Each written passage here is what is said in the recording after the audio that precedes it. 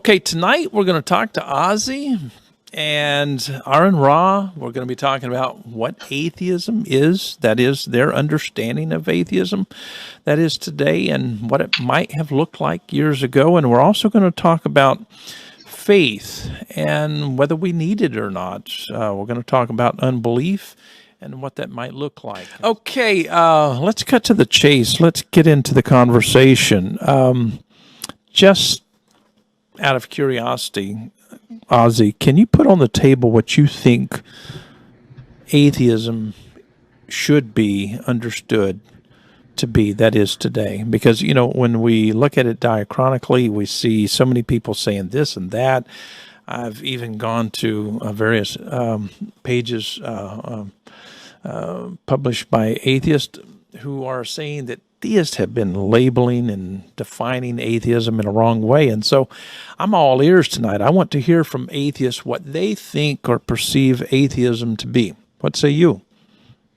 Well, I understand atheism the way I think the average person on the street understands the word atheism. I mean, if you look up atheism in the dictionary, and I've got a whole list of dictionary definitions of atheism, and invariably it's characterized as the denial of the existence of God, or the rejection of theism, that sort of thing.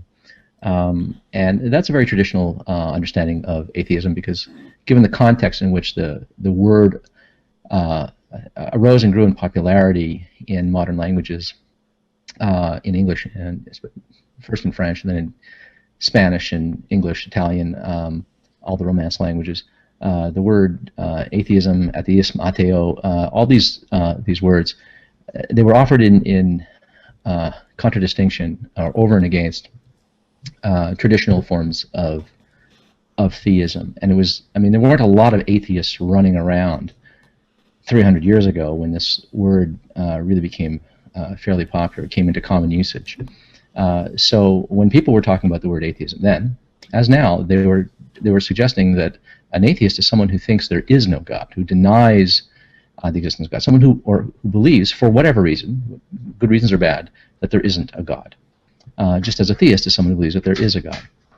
And certainly in philosophy and in religious studies and theology, that's how the word is understood. It has a very different origin ultimately. I mean, the earliest usages of the word atheism as a Greek term were used to refer to Christians, actually, because they didn't worship the gods of Rome. Clearly they were atheists.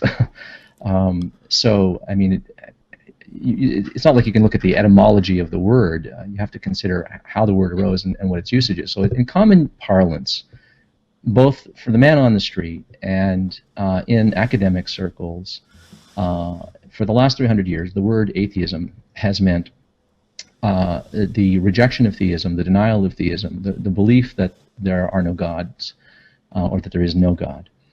And in online circles, especially online activists, atheist activists, they've adopted a more relaxed definition that atheism is the belief that, or is not the belief that there are no gods, but rather is the mere absence of a belief in a God. Right? So someone who's never heard of a God, for instance, would be considered an atheist, or an agnostic who would not have, you know, an agnostic, qua agnostic is someone who doesn't believe in a God. It's someone who doesn't believe that there's no God either.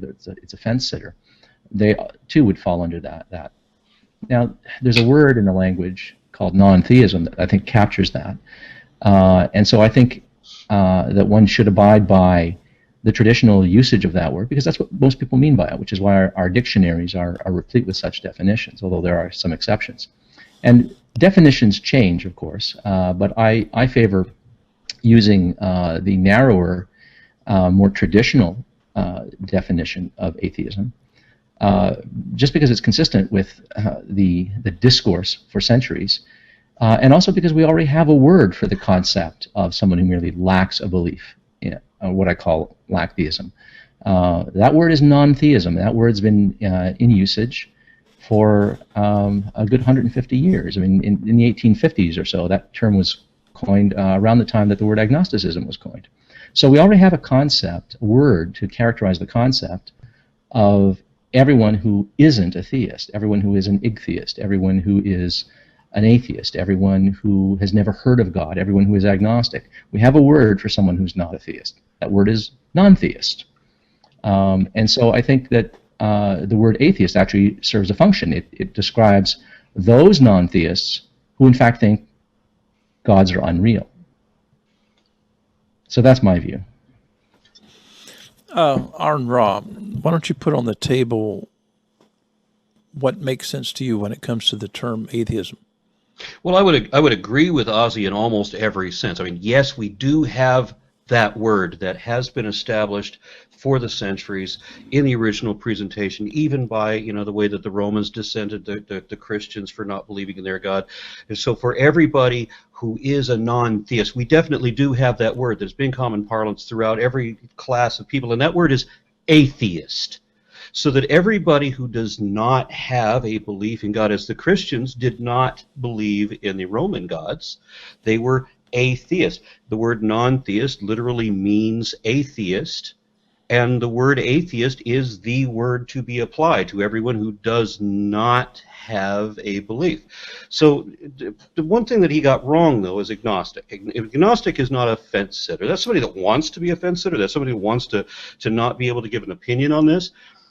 But this is something where you're either convinced or you're not convinced.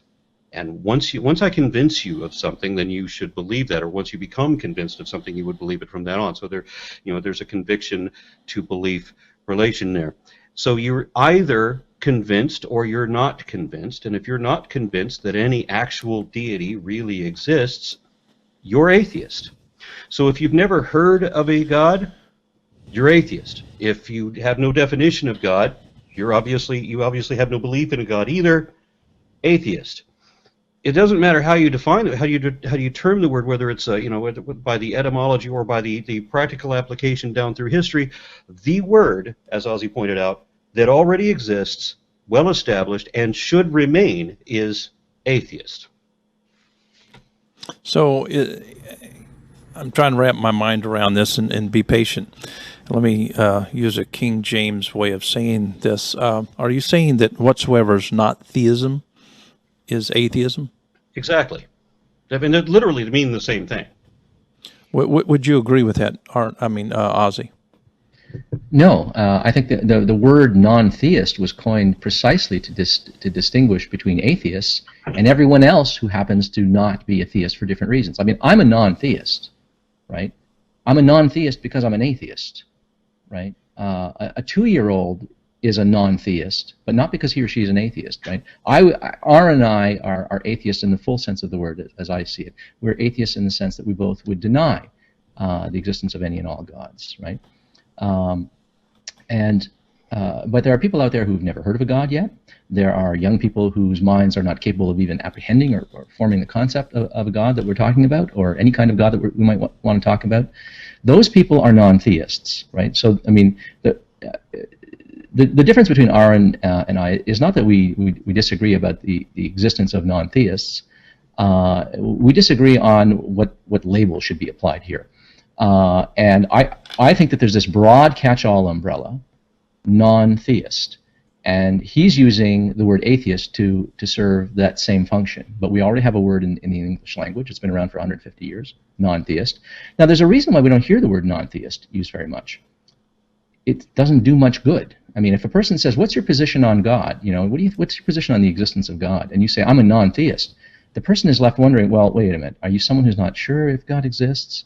Are you someone who affirms that God doesn't exist? Are you someone who's never heard of the concept of God? Are you a theological non-cognitivist or an atheist who thinks the entire discourse is muddled, confused, and literally meaningless, so that one can't even get as far as being a theist or an atheist? Like, what is your position, right? So the word non-theist, I think, actually has an analytic function in that it serves to capture everyone who's not a theist. But it doesn't actually tell anybody what your position is on the question of the existence of God. The word atheist arose to define and describe a person who does have a position on the existence of God, the negative position. And so Aron and I don't disagree on how we carve up the pie. We disagree on what we name that section of the pie that's not a theist. He wants to use the word atheist for that, and I want to retain the word non-theist for that, and I want to retain the traditional usage of atheist for that sliver of the pie that describes and characterizes what he is and what I am, someone who denies the existence of a god or gods. When people are trying to find out how many atheists that we have in America, are they using an understanding of atheism like AronRa is using, or like you're using? Well, Because as I see it, it would depend on how they the define. numbers would be different, would they not?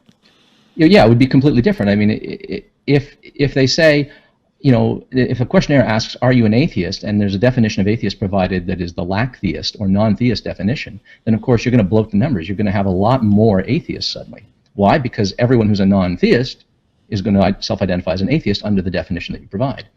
But if you define an atheist as someone who is of the belief that there are no gods for whatever reasons, good or bad, then the number of atheists is going to shrink.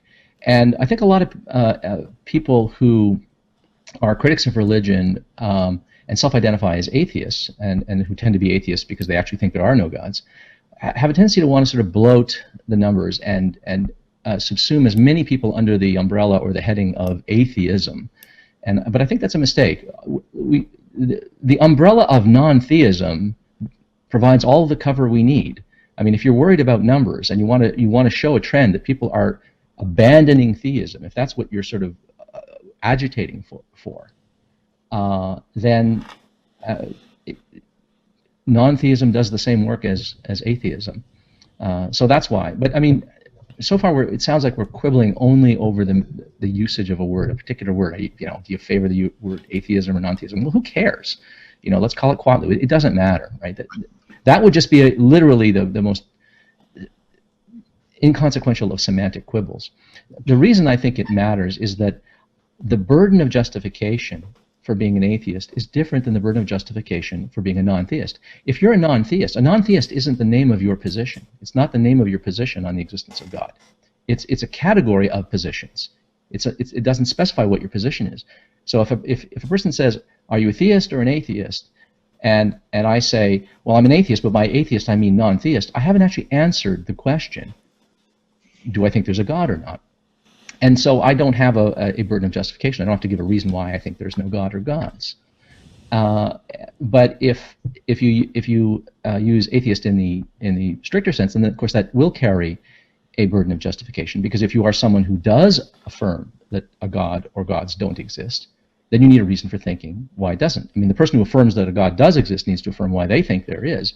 But if you open your mouth and say, "I think there are no gods," then you need to explain why you think there are no gods, just the way you would have to give a reason why you think that there isn't a teapot in orbit around Mars, or why you think the Holocaust never happened. I mean, if you're prepared to deny the truth of a proposition, you need a reason why you think that proposition is false. Because saying that there are no gods, or believing that there are no gods, is in fact a claim about reality. And so if you're the kind of non-theist who goes around, or the kind of atheist who goes around saying, gods are imaginary, gods are fictions, gods are human inventions, gods are mythical. If you're the kind of atheist who says those kinds of things, you are in fact making a claim about reality. You're saying that reality includes no gods. That is in fact a positive claim about reality. And then you incur a burden of justification, no matter what you call yourself and no matter how you define your atheism. It's what you actually believe to be the case about reality that saddles you with a burden of justification. And so if one wants to be rational and skeptical and self-identify as a critical thinker, one has to have reasons for what one thinks about reality. And if one thinks, as Aaron and I do, that there are no gods, then one has to have reasons. And I know for a fact that Aaron has reasons and routinely provides them and routinely does try to discharge the burden of his atheism. And I think he does so quite ably, especially with the monotheistic gods.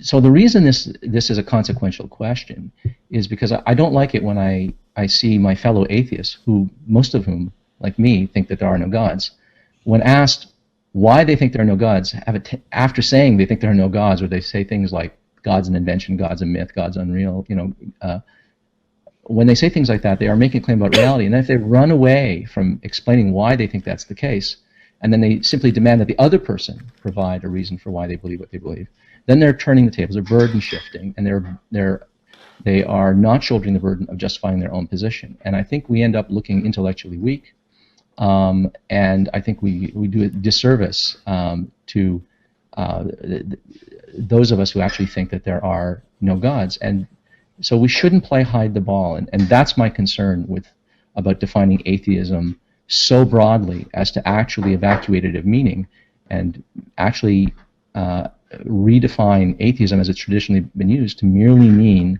a non-position, non-theism, which is in fact the name of an umbrella of many, many positions. So you're actually putting on the table that atheists do have a burden of proof to a certain degree.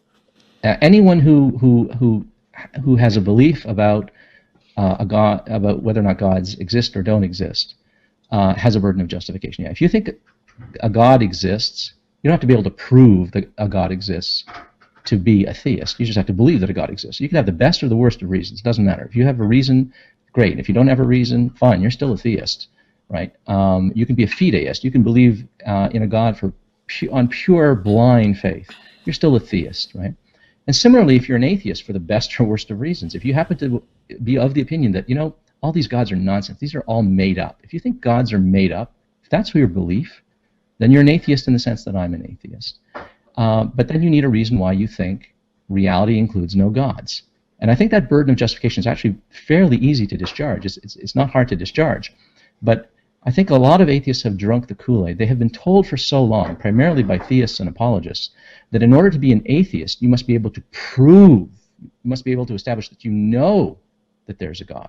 And that sets the bar way up here. Even the expression burden of proof sounds like you need a definitive geometric proof. Right? You just need to satisfy the burden of justification. You need to show that your belief that there are no gods is rational and warrantable and more reasonable than the belief that there is a God. And if you can do that, then fine. But even if you can't do that, you're still an atheist, right? But you want to be able to satisfy that burden of justification. So that's my view of the matter. I do have one question concerning that.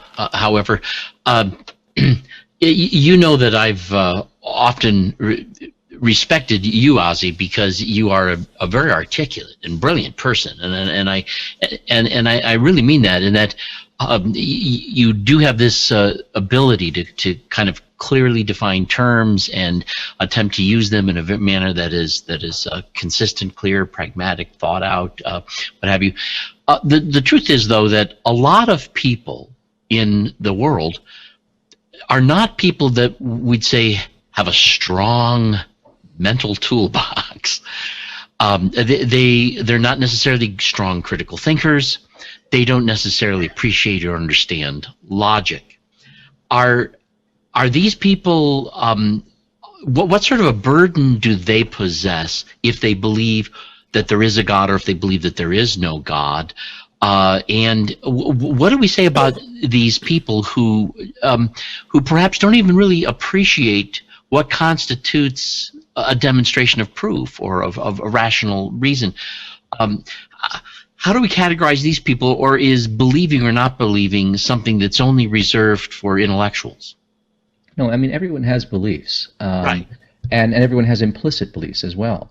And I mean, some of us have grown up. I mean, I was one of those people. I mean, I didn't grow up so much believing in God as never doubting it, because the concept of God was in my household growing up. I mean, I drank this concept in with my mother's milk. When I grew up, I couldn't remember a time when I didn't believe in a God. Presumably there was a time when I was a non-theist before this idea was pickled into me. And so I didn't have particularly good reasons for being a theist. I just, I was told by people I trusted that this thing existed, right? And you can grow up in a household where you're told that this is nonsense, or that maybe you grow up in a household where you never even hear of the concept. But I mean, the fact that there are people out there who will not be able to give sufficient reasons to warrant their beliefs doesn't change whether or not they're a theist or an atheist or an agnostic or whatever. It just means, unfortunately, they don't have warranted beliefs.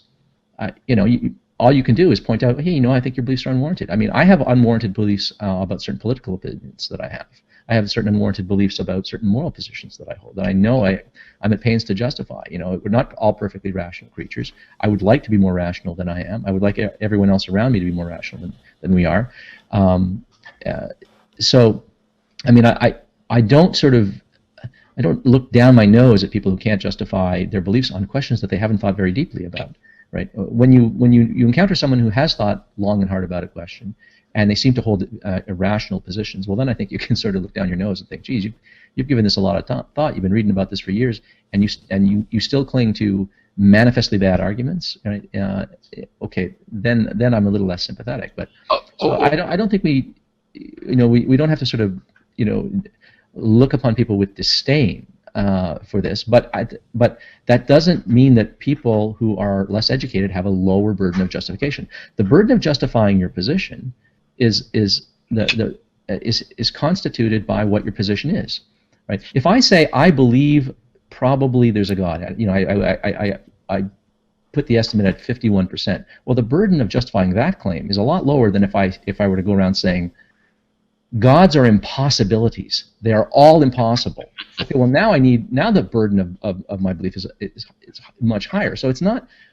So the burden of justifying your position depends on what your position is specifically, and that can be higher or lower. And a lot of people who are sort of going around haven't thought these things through. A lot of them have a conviction that it just completely outstrips their warrant. That's a form of irrationality. But there's a lot of people who are very modest and say, well, I haven't thought it through. And they're actually very modest in their claims. So they have a correspondingly lower burden, but they still might not be clearing that hurdle. Okay, that's a good answer, but I do feel like maybe I didn't express the question clear enough. There was one part of it I thought was dodged a bit. And you're not the kind of person who would dodge it intentionally, so maybe I didn't ask it clearly. I'm not just talking about people who lack the education or the opportunity to think it through. There are some people who lack the capacity and the ability to form strong. I mean, like some people are good at math. Some people, they don't understand why does 99 cents plus a penny equal $1. Not quite that bad, but many of these people will make the assertion there is no God, or they'll make the assertion that there is a God and they believe him, and they will never be capable of formulating what an intelligent person might consider an excellent justification for this belief. So my concern is, do we mitigate the degree of burden based not just upon the intensity of the assertion, but the capacity of the person to be actually able to deal with the issue? For example, there's a sense, is there a degree of atheism, a degree to which the impossibility of even thinking about the issue is different for different people? And so my question is really about these people who they just don't have it up there, and they never will. What do we do about them and their claims and their beliefs, but no matter what side it is on? I'm curious what you would say about that. I wouldn't say anything different about that. I mean, I would almost give you my former answer again. I mean, the fact that a person might lack the cognitive capacity to conjure up the kinds of reasoning that would justify their belief just means that they unfortunately hold beliefs that they're not entitled to hold rationally. They cannot claim that their beliefs are rational. It might not be their fault. I mean, there are people out there who, due to certain cognitive impairments, can't do simple arithmetic, right? You can't hold it against them, okay? But if those people start reciting an equation from memory, but they don't understand what they're reciting, and they can't give you a reason why the equation is true, they're just reciting that it's true. They're just reciting it to you and telling you that it's true. They're not entitled to the confidence that they have in that belief if they can offer no justification whatsoever. Psychologically, do people know their limits? And when a person has come to the end of their capacity to actually deal with the question rationally, they don't stop and say, "Oh, well, I guess I really can't handle this sufficiently." Usually, their impression is, "I've handled this very sufficiently," and they're satisfied with it. And those of us with a higher IQ and perhaps more ability, how do we know that somebody who's say 20, 25 points higher than us listens to our argument and goes, "Oh yeah." I mean, so I'm wondering. I guess I'm trying to argue for a little bit of mitigation here and a recognition that human beings come in various different capacities, and they're going to end up somewhere in this position, probably feeling, no doubt, more confident than all of us do, than we should about the things that we settle in. I think something that's operative in the background here is maybe a concern that you have that there's some kind of moral condemnation when you accuse a person of irrationality. I think that when a person arrives at a mistaken belief or arrives at a correct belief but through the wrong means or insufficient means and can't justify it, that's just a mistake. That's all it is. And sometimes we make mistakes because we simply don't have the wetware that we need to get to the answers that we think we have. Okay, right? I think now we'd be having a similar situation where we would both agree on how the pie gets divvied up. We just might label it differently. Yeah, maybe. Yeah. Okay.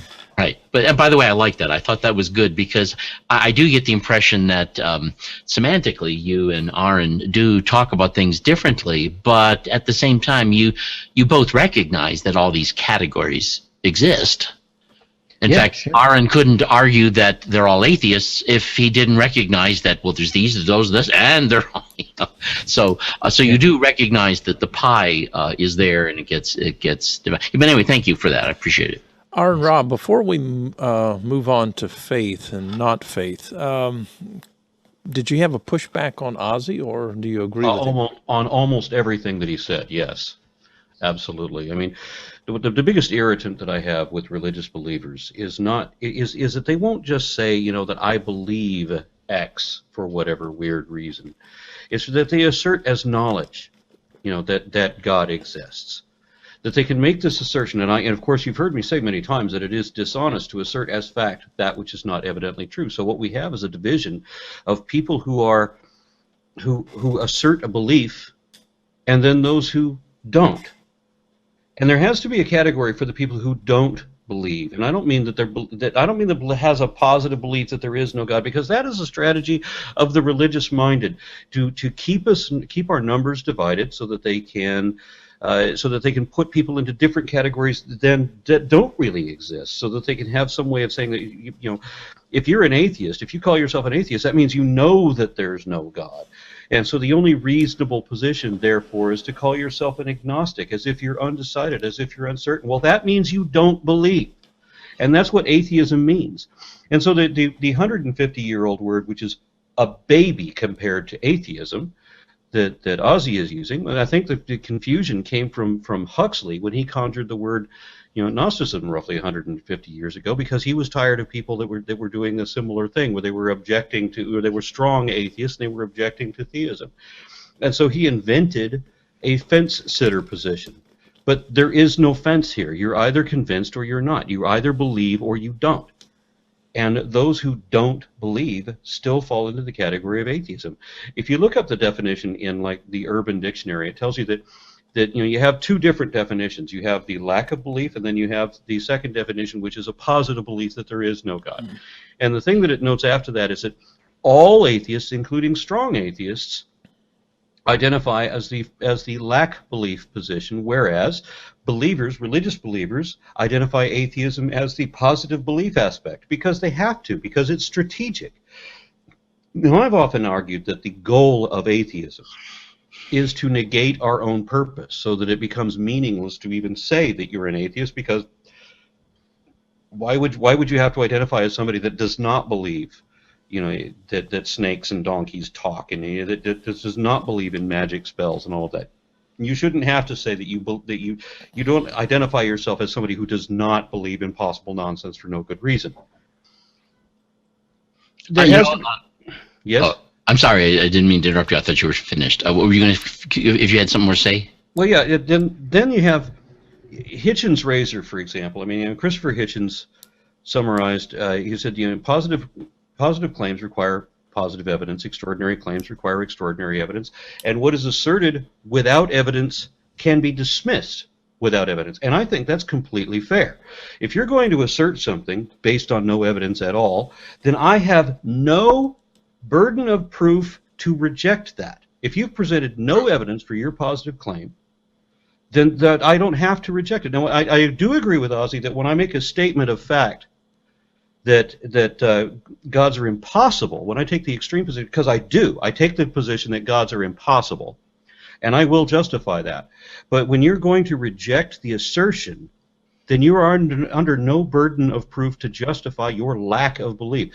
It is completely fair to say that you are an atheist for no better, and I've heard many atheists say this, that you are an atheist solely because the theists have not met their burden of proof, or that they haven't given any reason that could convince any rational person. And that is fair to say. To divide it into non-theist versus atheist as if there was a separate category there when there really is not, is really playing into the hands of the believers, because the religious believers want there to be that other division, so that atheists can be somehow ostracized or marginalized, and so everybody else who is not an atheist can be considered the reasonable people. No, the atheists are the reasonable people. We're the ones who are not believing in impossible nonsense for no good reason. We're the ones that are saying, no, you haven't presented your burden of proof. You haven't presented any reason to believe you that any rational person could accept. Because threatening me with hell if I don't believe in hell isn't going to convince me. Yeah. By the way, I'd like to hear Ozy's response to what AronRa just said. You know, I think that juxtaposition works wonderfully. And so, could you say something, Ozy? Yeah, sure. It was a number of things there. I mean, well, first of all, I just want to correct one minor confusion, and I don't know if you just misspoke, Aaron, or if you misunderstood me, but I'm not offering non-theism as sort of a dichotomous pair with atheism. It's not like, you know, you're either an atheist or you're a non-theist. If you're an atheist, you're automatically a non-theist.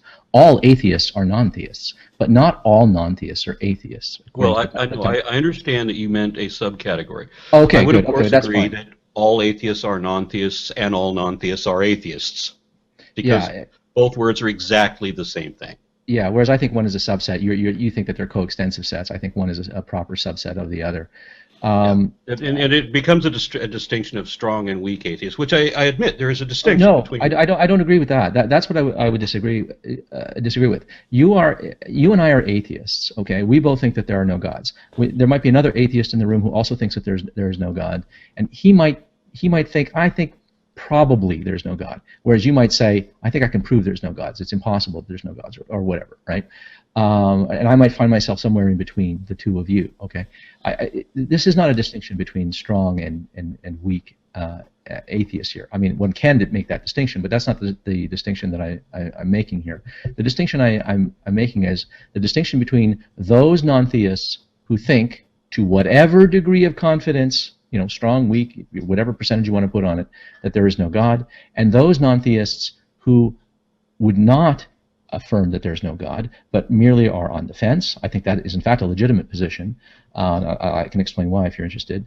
And theological non-cognitivists who don't think anybody can be an atheist, just like nobody can be a theist because nobody knows what they're talking about because they think the concept is incoherent, right? It's like saying I believe in square circles. You know, you can't get as far as believing in square circles. A concept, that's not a concept. It's a contradiction. And so that too is a position. Then there are people who've never heard of a God at all, have no concept, and so have no opinion, have as much opinion on it as a houseplant or a cat, because they have never formed the concept, so they could neither affirm nor deny, and so they would not self-identify as a theist either. So the way I see it is one is a proper subset of the other, but this is a distinction that completely cuts across the idea of strong and weak atheism. And if I could say a bit about agnosticism,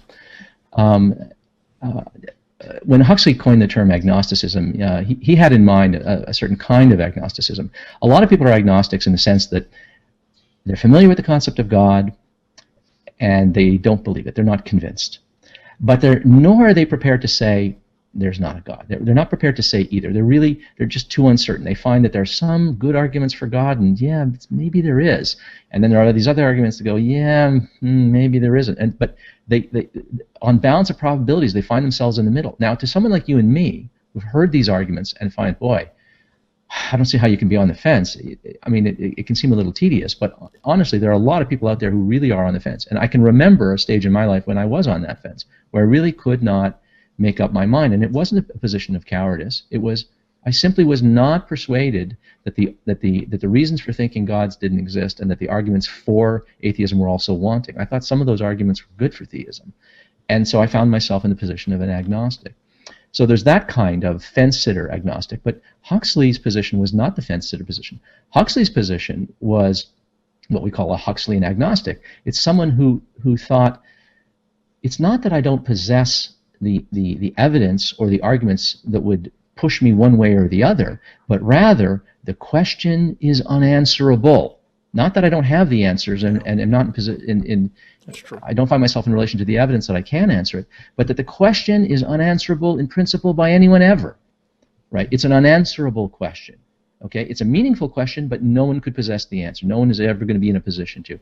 And that. Now that is actually an interesting position, because anyone who asserts that actually has a burden of justification. What they're saying is that there exists a question that is not merely unknown, what the answer is, but the answer is unknowable. Well, you need to give a reason for that, and I don't think Huxley ever did give a good reason for that. So while one might think that agnosticism is an irrational position, as you think it is, and I think it isn't, nevertheless it is a position that people hold. Okay, I didn't say that agnosticism was an irrational position.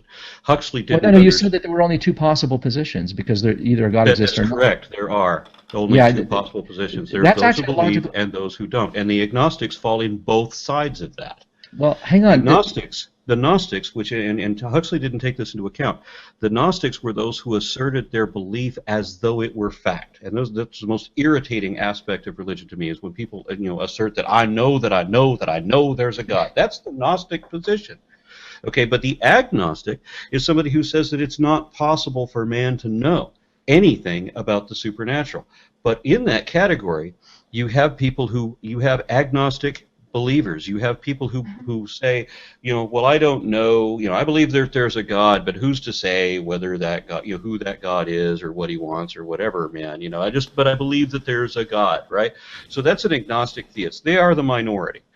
Then you have the agnostic atheists, which are the majority of the atheist camp, where they also say that they don't believe that there can't be a way for man to know anything about the supernatural, but then neither are they convinced that there is a supernatural. Some of them do believe in some supernatural things, but they don't happen to include a God, because, as was mentioned earlier, atheism is a very broad term. It includes many different camps.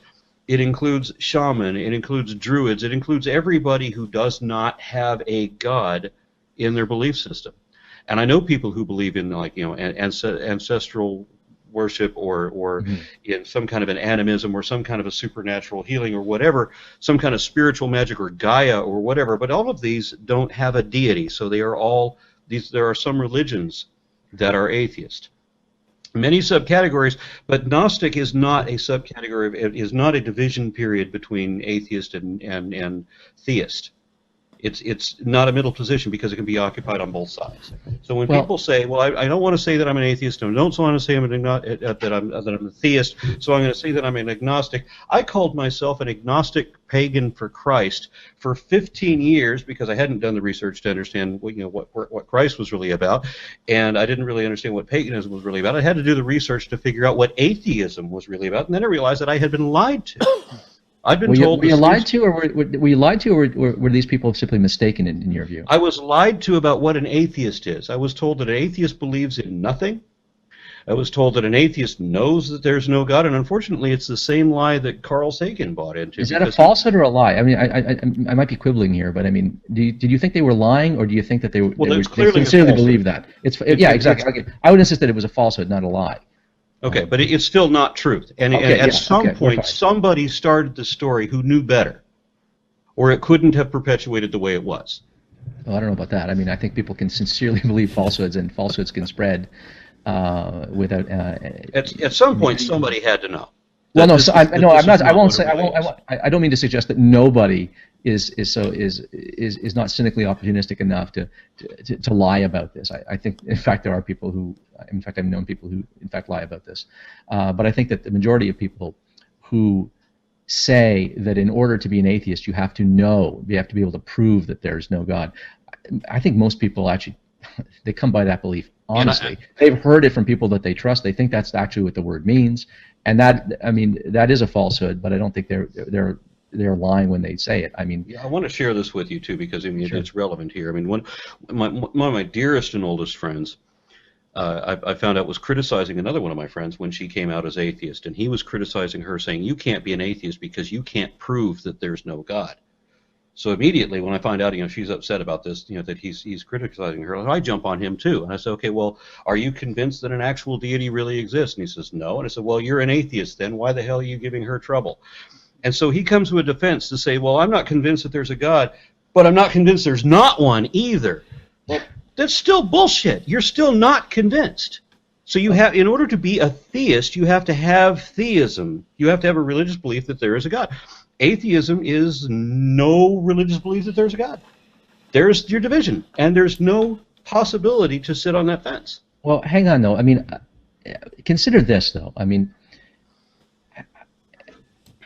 a theist could play the same game. A theist could say, "I'm defined." This is a game. No. I didn't mean to put it disparagingly. But I'm sorry if that was prejudicial. I didn't mean it to sound that way. I just meant that. Can I interrupt just for a moment? If I can interrupt, theists do play lots of games. Yeah, no, but I wasn't trying to be disparaging when I was talking about it as a game. That was not my intention. I was thinking of it sort of like a move, like a point and counterpoint, argument and rebuttal. The same move, the same kind of argument can be run by parity of reasoning from a theist. A theist could say, "I'm going to define theism as anyone who lacks a belief in the non-existence of God." If you lack a belief in the non-existence of God, then by definition, you're a theist, right? And there, now this person has just defined theism in the negative terms. And this is just to show that it's completely specious, this idea of positive and negative claims, and that one has a burden and one doesn't. I mean, it's simply how you express the sentence that determines whether it's positive or negative. And a theist could define his or her theism in a dichotomous way, in the same way, and say everyone is a theist who doesn't lack a belief in the non-existence of God. If a person lacks a belief in the non-existence of God, poof, they are a theist. So, do you lack a belief in the non-existence of God? And that decides which side of the fence that you're on. You can run this dichotomy. So there's another mistake that people make here. There's a common fallacy. I've heard this many times. It has to do with a misunderstanding of what are called intentional and extensional contexts. And this is rather complicated, so I won't be able to get into it. I'm actually scripting a video on this, but I've been trying for a long time because it's rather difficult to explain. But people make the mistake of saying either there's a God or there is no God. That's an extensional context, right? That's a factual matter. There's either a God or there isn't, okay? But people then think that therefore there are only two doxastic states, two attitudes that you can take towards that proposition. You either believe the one or believe the other. But there's another possibility, right? You can believe neither. That's what we call an agnostic, okay? Is a person who believes neither, okay? And that's why we have this word agnostic, to recognize that, yes, agnostics are non-theists, but they're not the same kind of non-theist as a person who thinks that there is no God. They're the kind of non-theist who thinks there is no God, who doesn't think that there's no God, but doesn't think that there is a God either. They're on the fence, and sometimes they're not on the fence because they can't evaluate the evidence, but they think that they are sort of on the fence because the question is unanswerable. Then you have theological non-cognitivists. These are people who would say, Aaron, atheism is a stupidity for the same reason that theism is a stupidity. Nobody knows what they're talking about when they're talking about God. It's a meaningless concept like a square circle. You can't get as far as denying the truth of theism the way you and I do, right? To a theological non-cognitivist, the entire discourse is polluted and semantically so confused as to be literally meaningless. But right? Now you want to say, well, wait, so they lack a belief in it. They'll say, lack a belief in what? I am of the view that you can't lack a belief in this. They think you can't lack a belief in God. There's nothing about which you could lack a belief in, right? In fact, I think, if I'm not mistaken, I think that actually Bob Greaves here in the room takes a position close to that. Similar. Yeah. So anyway, it's impossible to lack a belief in something. Yeah, Well, because it so you're doesn't born make sense. believing I may be toying with another funny turn of arguments that really isn't all that rational, but I've been deciding that since there's so many different kinds of atheism, that the difference between me and most atheists is that I just believe in one less version of atheism than they, between atheism and theological non-cognitive. Various different. I find that many of these views I resonate with. I can see where they're coming from, why they latch on to that, and sometimes to study in detail many of these things. Although I identify as an agnostic theist, I'm not really happy with that identification because I don't think it's very clear. And I'm not always all that clear in really where I am at. I remember one time there was a time when Ozy said, "Oh, then you're an atheist," except that my concept of this otherness is not based upon so much an ability to rationalize it out or not rationalize it out, but the sense of experiencing it. And I don't know what to do with that. I really don't. As much as I've tried, I can neither embrace it nor dismiss it intellectually. Well, and yet I cannot be honest with myself in pretending that the experience is not there. But and yet I can intellectually recognize that there's a lot of potential explanations for that kind of experience, and so I'm not comfortable at all making any assertions as to exactly what that really has to be, and so in a sense, when I talk about being a theist, it's really more a report of the condition I find myself in. Then perhaps tonight is the night of salvation. Perhaps we've got two great atheists tonight, and they can settle the matter for you. Why don't you guys try to, massage Bob a little bit here? I mean, he's confused. I have to say that the idea that it's impossible to lack a belief is an absurdity. That means that you already believe every fantastic lie that will ever be told to you, even though you haven't heard the lie yet. You still already believe it somehow. No. What it means is that you can lack a belief with respect to a specific concept, right? A specific concept, not all. Like you don't lack it's not that you lack the ability to lack belief across the board, but that there can be some concepts that are so incoherent that one can't even identify the object about which you're supposed to have doubts or be confused.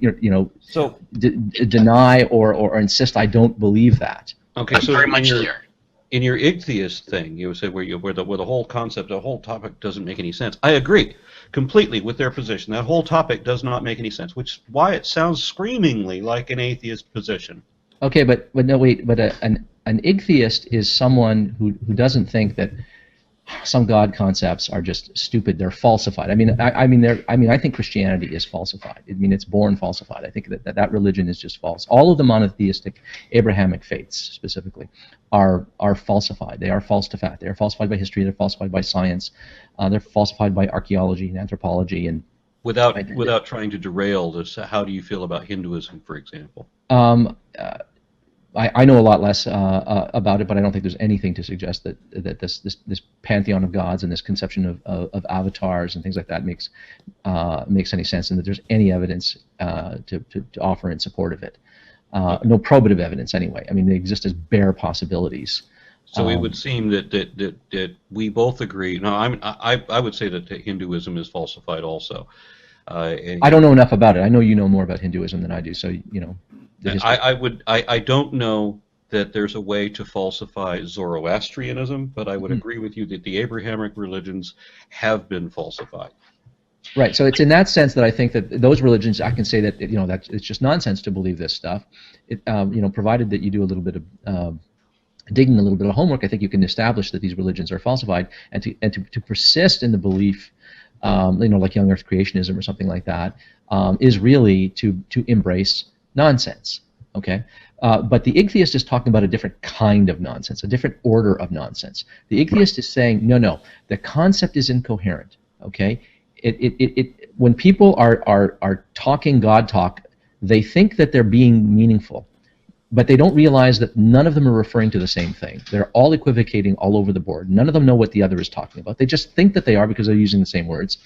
And it's like saying colorless green ideas sleep furiously. Look, that sounds like a perfectly intelligible sentence, but all you have to do is sort of look at the words and you realize that doesn't make sense, okay? But it sounds, on its surface, grammatically, that sounds like that sounds like it ought to make sense, right?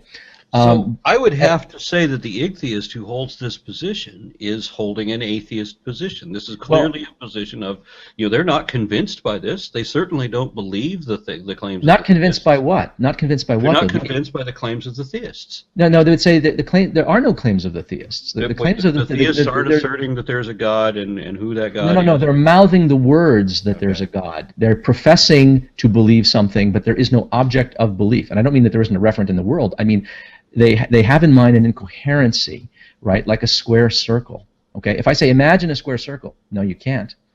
You can't get as far as imagining one, so you can't believe in one, and so you can't go around. I mean, this is an interesting thing. A lot of people think that square circles don't exist.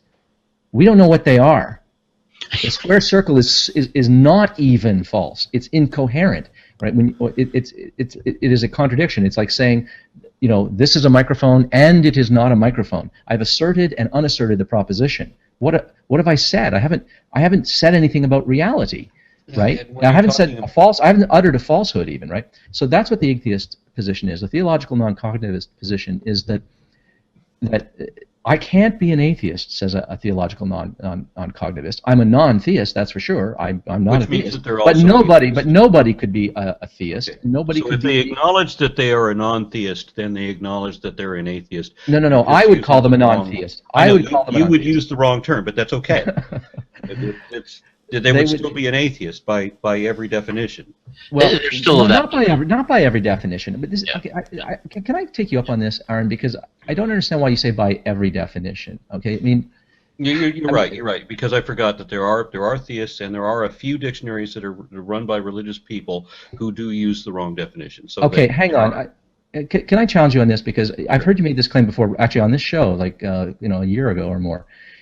Let me read you some definitions of atheism. Okay, these are secular sources. Okay, I mean, the Stanford Encyclopedia of Philosophy. Okay, defines atheism as, it says, atheism means the negation of theism, the denial of the existence of God.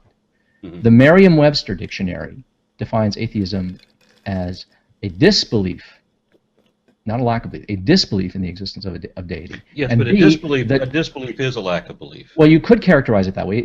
I'll grant that disbelief is ambiguous there. Okay. The second definition is the doctrine that there is no deity. The Compact Oxford English Dictionary defines atheism as the belief that God does not exist.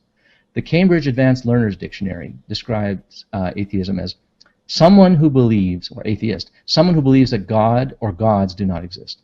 Webster's Concise Electronic Dictionary. I understand that there are dictionaries that use the wrong definition. Okay, but it's not just theological dictionaries, right? Webster's Concise Electronic Dictionary says... I'm speaking with an atheist right now who sounds to me like a Christian apologist because he's arguing that the burden of proof should be on the atheist. And it's not on the atheist, it's on both. The atheist has a positive a positive belief in non-godism. Well, that's how I define atheism. That's how it's traditionally defined. I'm giving you some I understand. Examples. You don't have to go through the list of dictionaries. Can I propose a possibility here? Sure. I really think that I think that Ozy has tried to, and I would agree with Ozy that first of all, this is a word. Nobody owns language. Words have usage, and as a result, they get used in a variety of ways. And we have pragmatic relationships with the words that we use, and the words have semantic relationships with each other.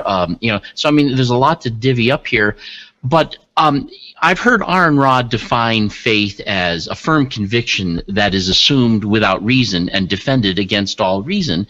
And I'm getting the impression that in some ways Aaron's definition of atheism is given without reason and defended against all reason. And, I gave you reason. He's given reasons. That you would do that. It seems to me there's plenty of evidence to demonstrate that people use this word atheist and atheism in many different ways. and that there are many different positions that people have, and some people would use that word atheist to apply to it, and some people wouldn't.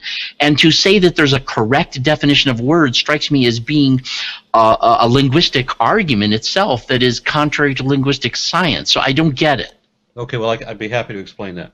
In the debates that I have, I've very often tried to start the conversation with definitions of terms. And when I get into it with creationists, who are the people that I'm usually arguing with, they want to use definitions. They want to use definitions that were like Ozy just presented, where I define something as lacking the non-belief, and so you just make up your own definition, and this is what a lot of these religious people do. So that where we're going to argue about evolution, for example, I present what the definition of evolution is and point out that it does not include cosmology, among other things, right? And so one of the people that I was debating with wanted to present that what they're teaching in college when they teach evolution is they're teaching no godism. And so I showed a half a dozen different textbooks. There are college textbooks and high school textbooks that are all giving the definitions of evolution. They all agree with each other. And none of them say anything about religion, but he will not concede that I'm using the correct definition as confirmed by all of these educational sources. There is one definition of evolution, and he's using a different one that he has completely made up and can't justify. So I would have to say that I'm using the correct term in that case. Now, while Ozy's pointed out that there are dictionaries that use this other definition, if I could refer to American Atheists, American Atheist says that atheism is usually defined incorrectly as a belief system. Atheism is not a belief in gods or a denial of gods. It is a lack of belief in gods. Older dictionaries define atheism as a belief that there are no gods, and then it goes on to describe how there are other negative attributes that some of the older dictionaries also add on to atheism. So we're trying to take back the word and so that it is no longer a pejorative, so that it doesn't mean devil worshiper or doesn't mean that it's a nihilist or anything like that.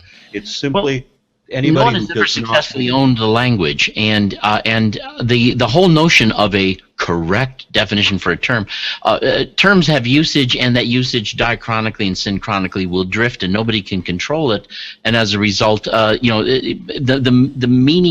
meaning of a word. When you want to interpret anybody's speech or writing, you usually want to find out, okay, when they use this word, what do they seem to mean by it? And then when somebody else is using that word, what do they seem to mean by it? This strikes me as being a very necessary means for understanding and interpreting what other people are saying and writing. You understand, then you agree then that if we're going to argue about whether there is evidence of evolution, we're going to have to use terms of what does evolution mean, what does evidence mean. And if they're saying that evidence is something that God revealed to me, obviously that's not going to fit in my definition, and it's not going to fit in any of the scientific sources that I could turn to. So they are using an incorrect definition of evidence, and if they say that evolution is what is the common misdefinition? Something coming from nothing. This is a definition of evolution that I've got, but that is not a definition of evolution. So that again is incorrect. Yeah, so we have to understand the contexts that are being used, and we should. But in this case, we're going to argue whether there's evidence of evolution. There is a correct definition, and they want to bring an incorrect definition of both words. I don't think there are correct and incorrect definitions. There are applicable and inapplicable definitions, and I think what determines whether one's usage is applicable or inapplicable is how well it conforms to first of all, prior usages, especially prior recent usage. But what we want is we don't want to forsake specificity. We don't want to lose specificity. And I think defining atheism as you do, in terms of what I would call non-theism, what has traditionally been called non-theism, is you're losing specificity. If a person says, where do you stand on the question of God's existence? And they say, I'm an AronRa atheist. Well, I don't know if they're an atheist, an agnostic, or they affirm that gods don't exist. But if they ask me, Ozy, what's your position? And I say atheist, and they know what I mean by atheist. They know what my position is. In other words, atheism defined as you do, as this vast umbrella that includes everyone who's not a theist, doesn't tell a person what your position is on the existence of God. An agnostic and a theological non-cognitivist don't agree with you.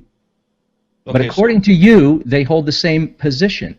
It's not a position. So Bob, when he said he was an agnostic theist, he doesn't agree with me that there are agnostic theists. Is he not actually disagreeing with you? No, we all.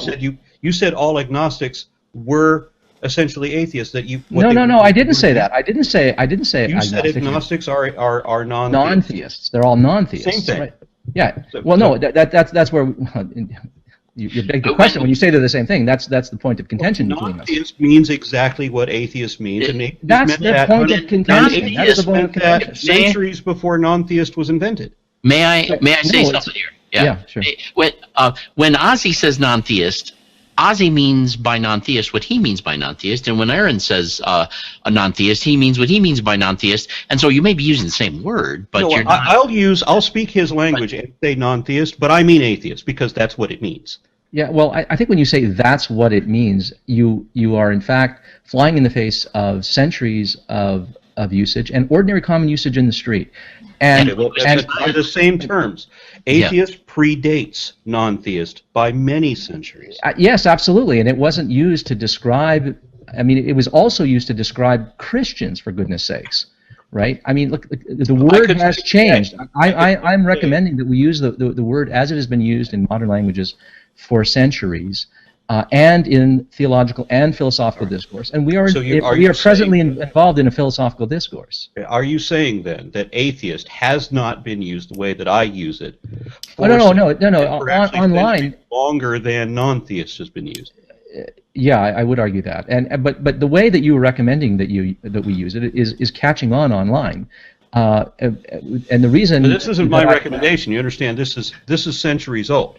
Well, I don't think it is centuries old, actually, but and the dictionaries prove it. I mean, the dictionary. When Huxley came up with the word, he wasn't complaining about atheists then. No, he wanted to carve out he wanted to understand that he wanted people to understand that people who were neither an atheist or a theist existed. He acknowledged, before the term non-theist came out, he acknowledged that there were atheists, and he described what they were. So atheist does predate. Oh, no. The term atheist, as I said at the outset, atheism is an older term than non-theism. But it doesn't matter when the term came into existence. What's relevant is what the terms refer to, right? There have always been non-theists. There have always been theists. There have always been agnostics. There have always been...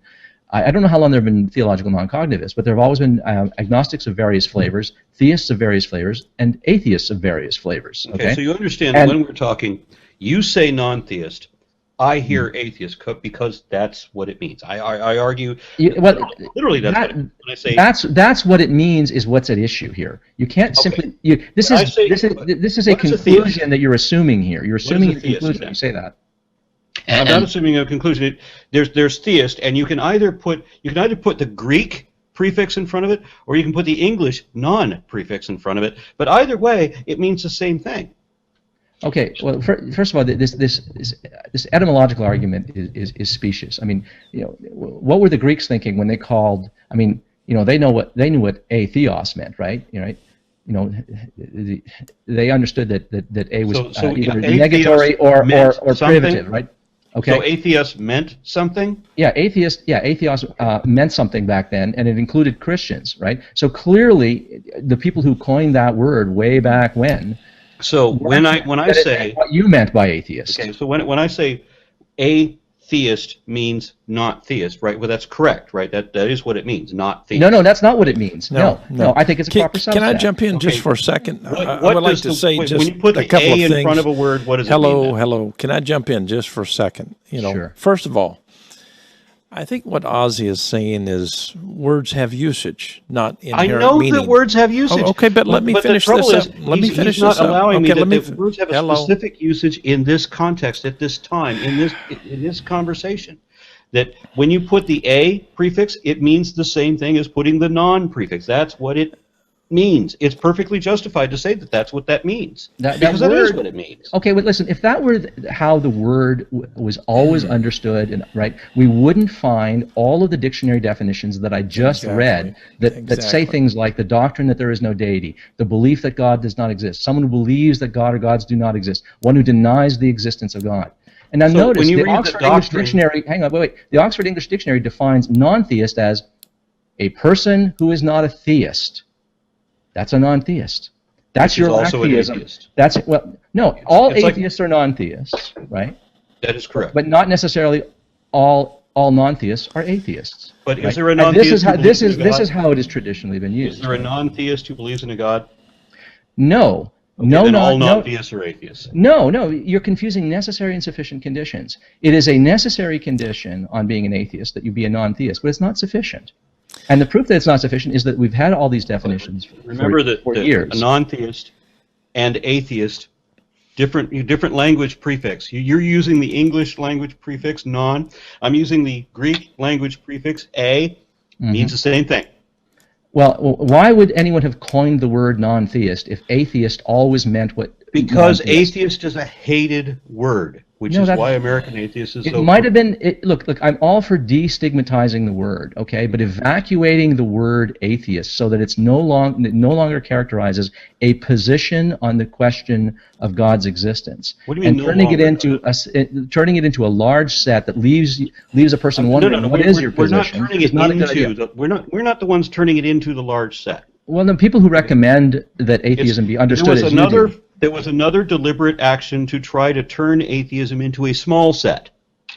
It was a deliberate attempt to marginalize atheism so that you would have this other group of people who would not be identified as atheists, who would then be considered the reasonable, open-minded people that the theists might then convert. I don't agree with that. I mean, that just seems to be a mischaracterization. Let me jump in once more time. Just one more time, please.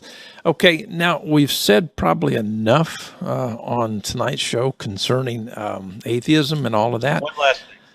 One last thing. Here in Texas, I frequently hear Muslims being described as atheist because they don't believe in the Christian God.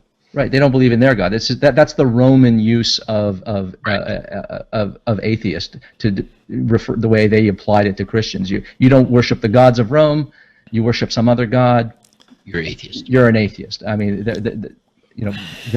they are hearkening back to the oldest usage of that word. So you would agree then that the correct usage of atheist is don't believe in any gods. Yes. Thank you. But not just don't believe. Don't believe because you think it's false. For whatever reason you don't believe, you don't believe. It doesn't matter what the reasons are. No, it does. You don't have to put a burden. You don't have to put a burden on someone who isn't convinced by a bullshit story. Look, a person who isn't convinced and a person who is convinced have different burdens. That's absolutely true. But you can be convinced or not convinced for different reasons, okay? I am not merely unconvinced. I actually have reasons for thinking that it's false. I do also. Right, exactly, okay. Now, but that does not eliminate the other atheists who are simply unconvinced. As I said, you're an atheist if you think there's no gods.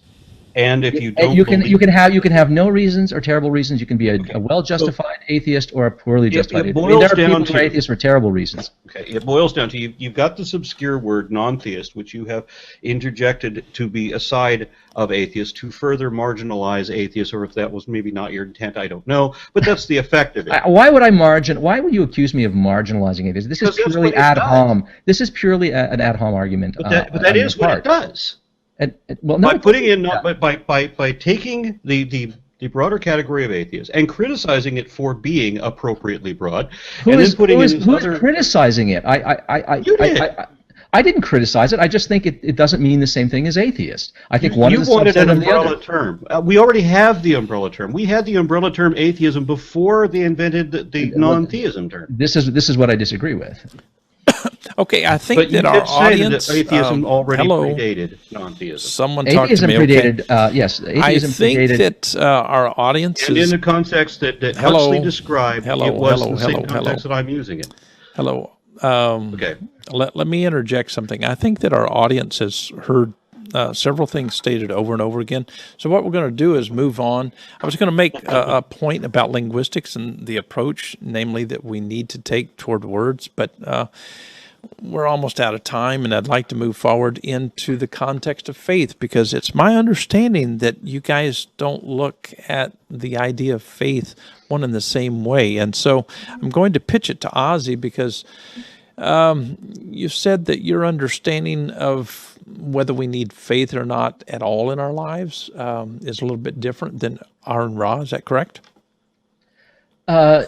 Well, yes and no. I mean, I agree with Aaron that faith on balance is a bad thing. One shouldn't go around believing things on insufficient evidence. I mean, there are two ways of being irrational. You can have insufficient reasons for believing what you believe, and you might have reasons for believing something. But if your confidence is like way up here and your evidence is way down here, if the quantity and quality of your evidence doesn't scale with your confidence, then you've got a problem. There's two kinds of irrationality. There's just not having good enough reasons for believing what you believe, and then there's just having a degree of confidence and conviction in a proposition or in your belief that doesn't scale, that isn't warranted by the degree of evidence that you have. So you might have some evidence, but you could just be overconfident, right? You could also be underconfident. There are people who have plenty of good reason for believing something and are insufficiently confident, right? Who are irrationally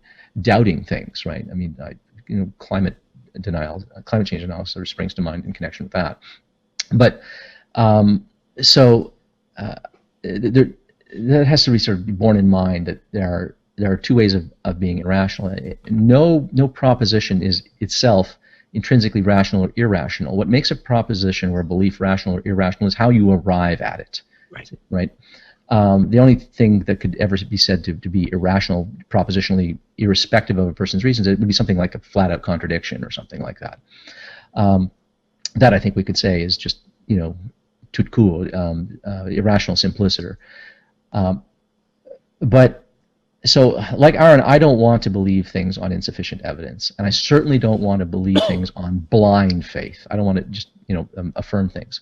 But there are, unfortunately, assumptions that we make, presuppositions that we all make, that rest at the very bottom of what we call rationality. There are these unstated assumptions. Philosophers sometimes call these properly basic beliefs. Philosophers sometimes disagree about how to characterize what proper basicality is, but a properly basic belief, as opposed to a basic belief, something that you just assume at the bottom, right? A properly basic belief is a special kind of basic belief, right? Properly basic beliefs are all unstated assumptions, right? You're not taught these things, right? For instance, you were never taught to trust your senses. You just trust your senses as a matter of your animal nature. You were never taught to rely on your memory or look for causes, to think of yourself as a self, or to apply induction or to look for causes. This is just part of our animal nature. We get this for free as a result of evolution and the kinds of critters that we are. Okay, so properly basic beliefs are unstated assumptions, although you can become aware of them, and they're universally held. Good luck trying to find people who don't have these sorts of beliefs that I just described. They're an ingredient in rationality and reasonableness to such a degree that if someone denies these sorts of things, they're seen as manifestly crazy. I mean, if a person simply won't learn from experience, won't apply induction, if a person never trusts their senses, or assumes that their memories are unreliable, or goes around living as if other minds don't exist in other people's heads, right? Those people are seen as crazy, right? So properly basic beliefs are beliefs at the bottom of rationality that are operative all the time. And they can't be defended except on pain of circularity. That's another condition. When you try to justify or defend a properly basic belief, you end up arguing in a circle. You end up having to assume the very thing that you are trying to defend in the defense of it. So, for instance, if I wanted to, why do I trust that my memory is generally reliable? Not perfectly reliable. Why do I believe my memory is generally reliable? Well, I just do. I'm just built that way. It's the same reason my dog trusts its memory and trusts its senses and that sort of thing. We just trust in our cognitive capacities. How would I establish that my memory is working? Well, first I'd have to remember what I'm trying to do, that I'm trying to establish the reliability of my memory. Then I'd have to conduct a test. I'd have to put myself in a situation and test my memory. Then I'd have to go and look to see if I in fact remembered things correctly. At every stage of testing the general reliability of my memory, I would be assuming that my memory right now is working properly. And I could even ask another person to help me, but I would have to sort of trust that I remember correctly their testimony, and that I related the experiment to them. And at every stage, you're going to sort of assume this, okay? So, and this, we could make the same argument for the reliability of the senses, the reliability, our trust in the validity of deduction, our belief in other minds, induction, all of these sorts of things, okay? They can't be defended except on pain of circularity. And lastly, because of that, they're irrevisable, which is not to be confused with indubitable or inerrant. We can doubt them, and they could be mistaken, but we have no grounds for thinking that they're mistaken. We have no grounds for rejecting them because we'd have to employ them in the very act of reasoning about why we might reject them, okay? So it's not that we could be mistaken about them and can't doubt them, but the grounds for rejecting and revising them are lacking, except on pain of circularity. So those are properly basic beliefs. So, and these would be things like believing in the existence of a mind-independent reality, the validity-preserving character of logical deduction, a belief and trust in the reliability of induction, a belief in causation, a belief in the concept of truth and falsity, the existence of other minds, the reliability of perception, memory, the belief that you are a unified self and an agent, and all of these sorts of things. So these things, I believe, that we simply presuppose. We were never taught them. We just operate this way. We cannot test these except without arguing in a circle. And so consequently, we don't have a valid way of establishing that they're true. There's always an alternative hypothesis that could put forward that would fit the data just as well. Now, the fear is that if you admit that at the bottom of rationality, there are unwarranted assumptions that we cannot discharge and justify. The worry is that this isn't going to license people to believe any old damn thing on insufficient evidence. And that's a non sequitur when people try to make that move. And that's what needs to be pointed out. So I think that faith is a bad thing. One shouldn't believe things on insufficient evidence, but we have to recognize as skeptics and rationalists and critical thinkers the limits of epistemology. That is, we have to recognize our human and epistemological limits, and that there are some things that we simply must take for granted, even though we cannot justify them except on pain of circularity, and that they are operative every moment of our lives, and that they together constitute rationality. They are the ladder on which we arrive at and justify the rest of our beliefs in the edifice of our knowledge, or in the web of our belief. And so at the bottom of everything, there are in fact propositions that we hold to be true, that we take to be true, many of them non-conscious, that are in fact completely faith-based. And I mean that in the most full-blooded sense of blind faith, articles of faith. It's troubling to think this. It's troubling to recognize this. We would wish that we were epistemic angels and we're not in this predicament, but this is the human predicament. But that's not a license to believe any old other damn thing on insufficient evidence. These are the ones that are indispensable, that constitute rationality, that make rationality possible. And so for that reason, we shouldn't multiply irrationalities. We shouldn't multiply faith claims.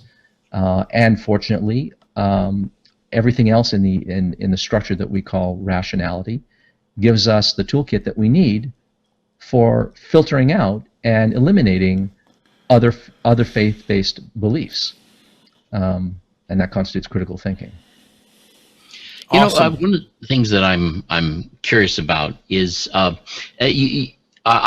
like a lot of what you're saying there, Ozy, and I think it makes a lot of sense. I do wonder if there might be more to it, though. I would. You're talking about it being faith down at the bottom. There's certain assumptions we have to make, and I don't think that they're necessarily done by faith. Although it's by faith that we'll move on with them, I guess. So I'm not. Maybe I'm misunderstanding what you're saying, but it seems to me that the trust of our memory, the trust of our senses and things like this strikes me as being more of a biological result of our, it's just instinctual. And in fact, some cognitive studies demonstrate that when some people have either areas of the brain that haven't developed, there's certain algorithms they just don't deal with.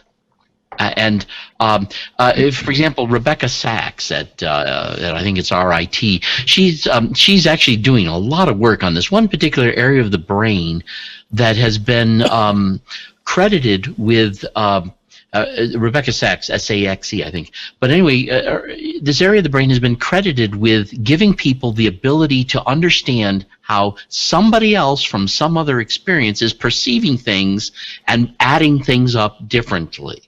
And that when this area of the brain, which she's actually developed a way of electromagnetically stimulating to kind of numb it for a while, these people lose the ability to think things through the way somebody else might see it, even without regard to how logical or reasonable the argument might seem. They lack the brain processing algorithms to think in this way. So I wonder if some of the stuff that is at the base of what we do, we talk about it as if it were faith, simply because, well, we really don't know how else to talk about it, but that some of this confidence that we have in some of these basic things that might be even attributed to the incompleteness theorem are really somehow instinctual, that we're just biologically built to trust that I mean, even babies won't crawl out over a glass plate on a crib that they're on because they know that somehow the ground is down below there or something. How do they know this? You know, and there seem to be other things that. So I wonder how much instinct plays a role in some of our basic assumptions. Almost entirely. I mean, Yeah. I don't know if you recall, I said that we don't learn these things, we inherit these as part of our animal nature. Okay, yeah, okay. We trust. I agree with you entirely that this is in many ways where it comes from. Yeah. Yeah, I mean, it's not even propositional knowledge, right? It's more a know-how than a knowing that. You can't not do it. You can't not trust your memory to a certain degree. You can discover that it can be faulty, Sure. but you can never abandon entirely. Oh, you mean this memory of my childhood is like I really grew up somewhere else? You can't do that. It's not impossible to do. Yeah, so I think this is. I'll just finish up, Aaron. So the idea is that we inherit these as capacities, and we can then recognize that we have these capacities, express them as propositions, and realize that actually these are implicit assumptions that I make. I didn't learn them. I never discovered that they were true. I've just always done it. Your cat does some of these things, right?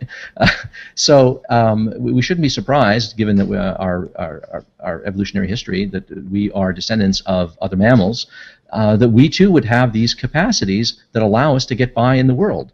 And the problem is that if you try to actually construct a rational argument to justify them, you're going to end up deploying the very capacities that you're supposed to be defending in the very defense of this, and that's circular reasoning.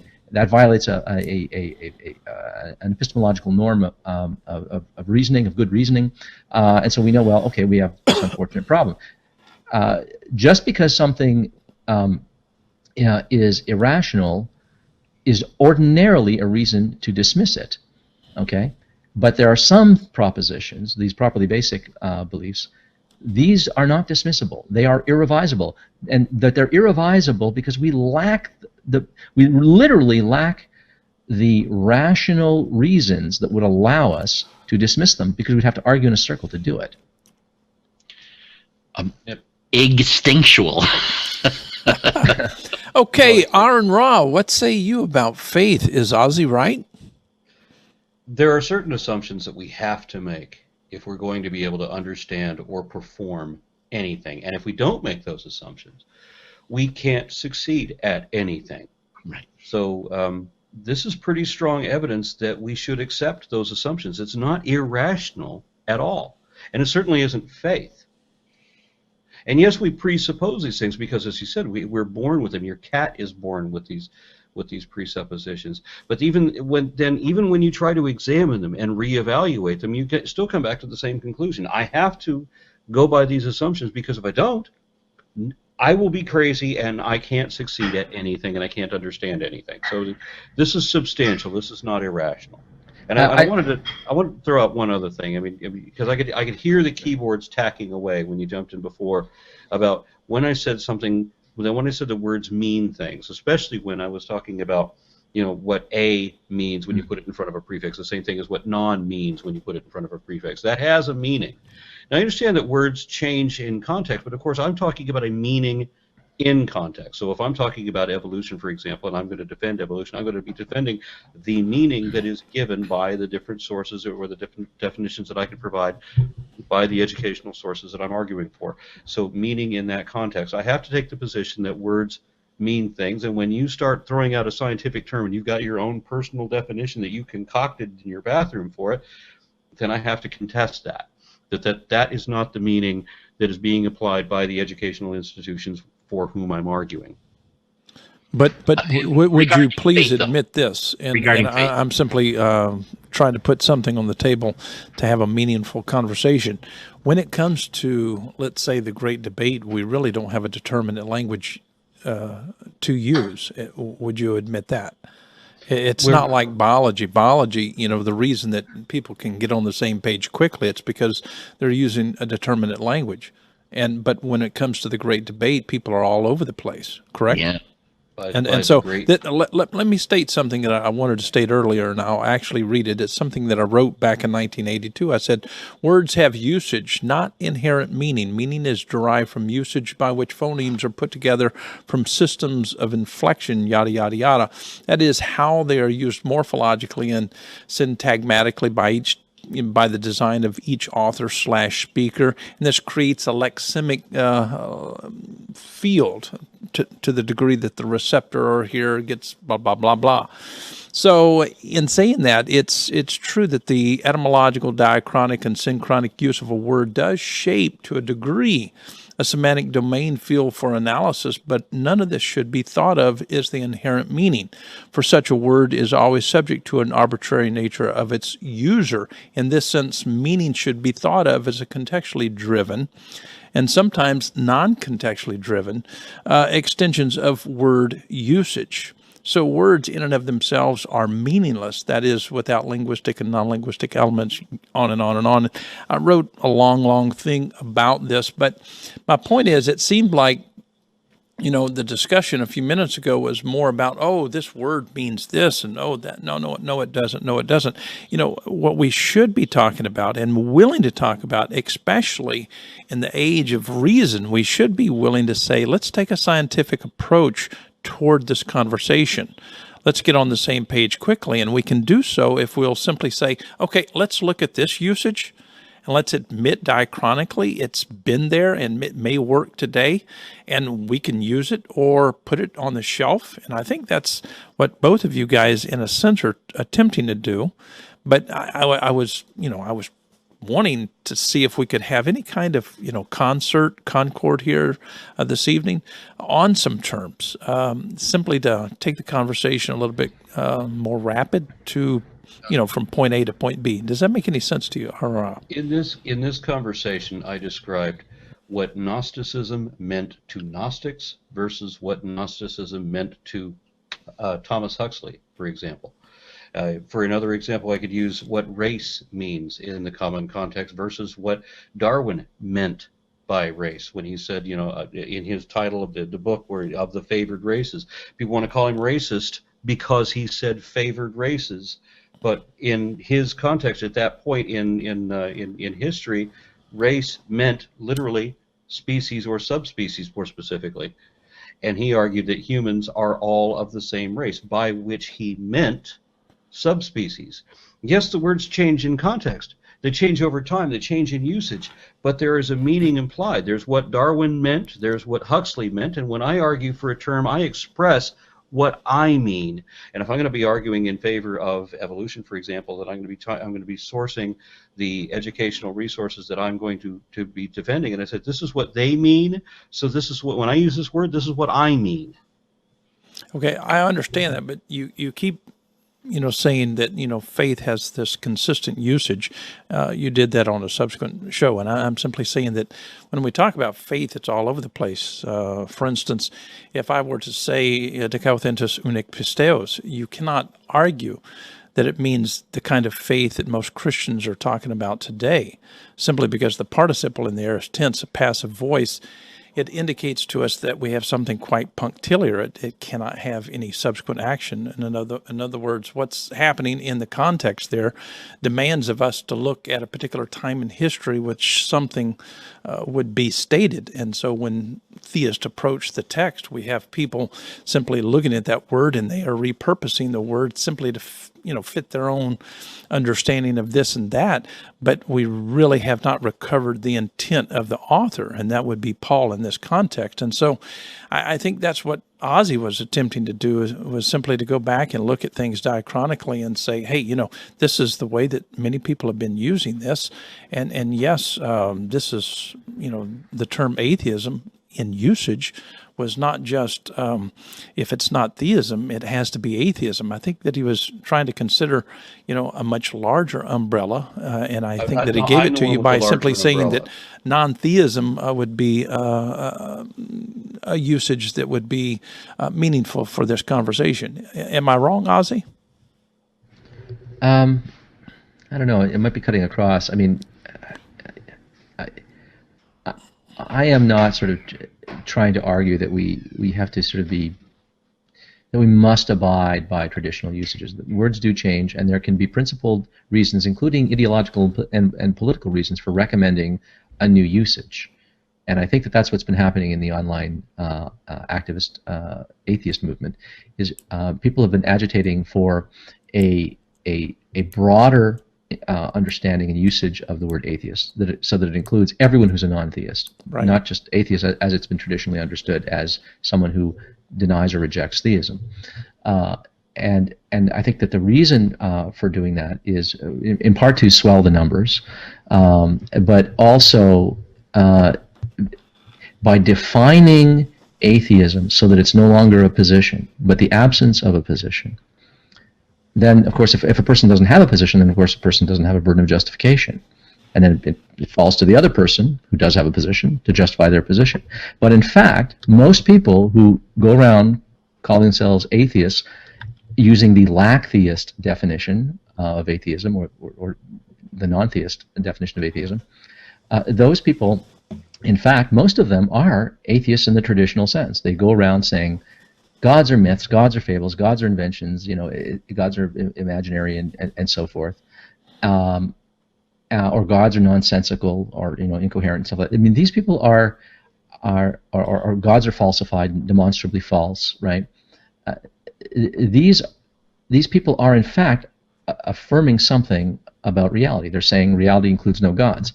And that is a position about reality. You're saying reality includes no gods. It doesn't matter if you use those words or if you say something that directly implies that. If you say something that directly entails the proposition that reality includes no gods, then unfortunately that's the burden of justifying your position. You have to be able to justify that. So that is in fact a positive claim. And so it doesn't matter to me if an atheist calls himself an atheist and then uses a definition of atheism that is sort of weak and watered down, essentially a non-position. You don't get out of the burden of justifying what it is you in fact believe. Now, if you're a person who in fact has no opinion on the question of God's existence, then of course you don't have a burden of justification.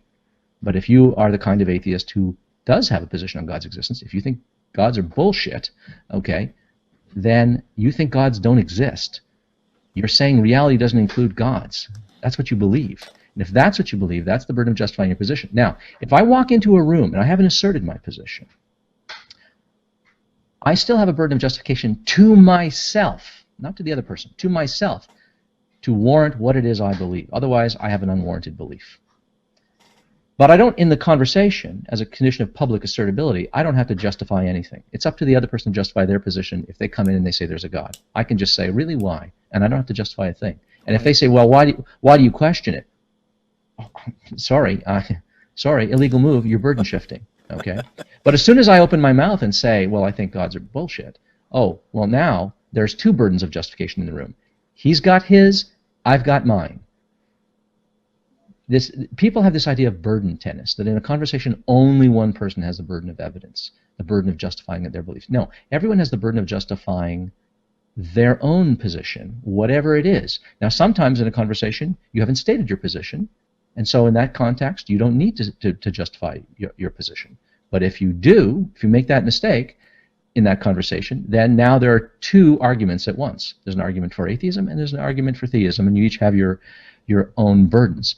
And characterizing your position as a non-position just looks weak, it looks cowardly, it's burden shifting, and no theist is fooled by it.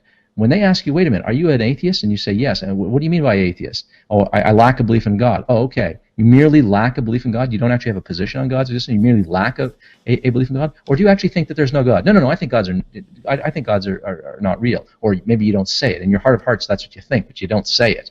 Okay? Well, then you're being disingenuous. The idea that you can have a rational position called atheism that requires and has no rationale is a contradiction. It doesn't make sense to say atheism is rational, but it has no rationale. Come on, who are you kidding? That position doesn't make sense to me. It seems to violate everything that one should be standing for as a rationalist and a skeptic and a critical thinker. You need reasons for thinking what you think is true.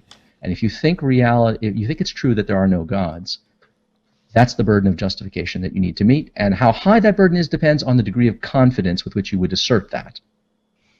Could I ask a question to clarify about this concept of burden of proof?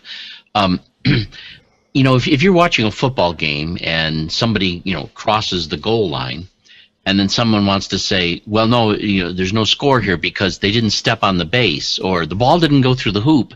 They're confusing the rules of different games in terms of now, I do agree with you that I think that we have a burden of justification to ourselves for what we accept as our own position to ourselves. There's a certain degree of personal integrity just simply requires it, it seems to me. But this burden of proof strikes me sometimes as being hostile. To me, I think that there's something even more. Why does somebody want to know why I think what I think? What business is it of theirs? And who are they to judge me as to whether or not my reasons are sufficient? And so I do believe that if I want to persuade someone, I might take on a burden of proof. But I would be of the position that if I'm in a difficult conversation, fortunately this isn't one of them, and with somebody that I think has got this show me attitude, I don't think I owe them a damn thing, and I can tell them exactly what I think and believe, and I don't have to justify it to anybody. But not because I can just give myself free license to do that, but because to me burden of proof strikes me as sometimes a debate game that itself is disingenuous. And so I think that there's a certain good faith conversation that's assumed if we're going to talk about burden of proof, or at least some obligation to persuade others or somehow justify myself to them. But I'm not convinced that all of the people that I could ever make a claim to even possess the competency to judge my position.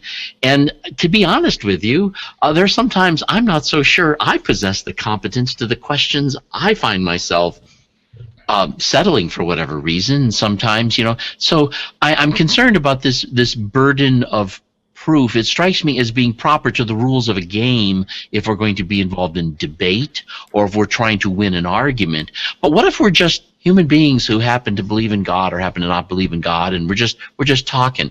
Is there really a burden of proof there? Yeah, I think so. I think it's a condition of rationality.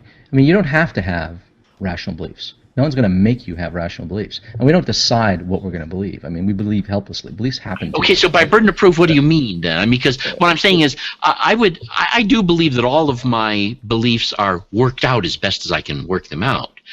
But I don't know that I possess any obligation to anybody else to somehow kind of convince them that I really worked this out well.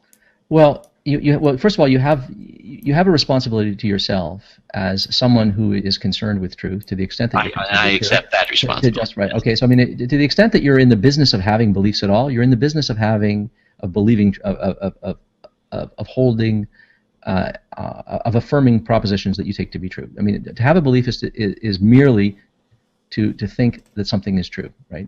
That which is the case, right? That's what you're concerned with, right?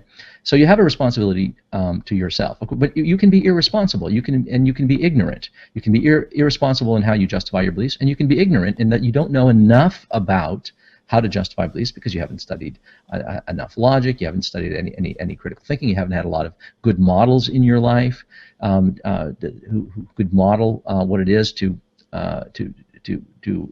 exhibit and enact critical thinking. So you could just be unlucky, right? Okay, but that doesn't mean that you don't get a pass.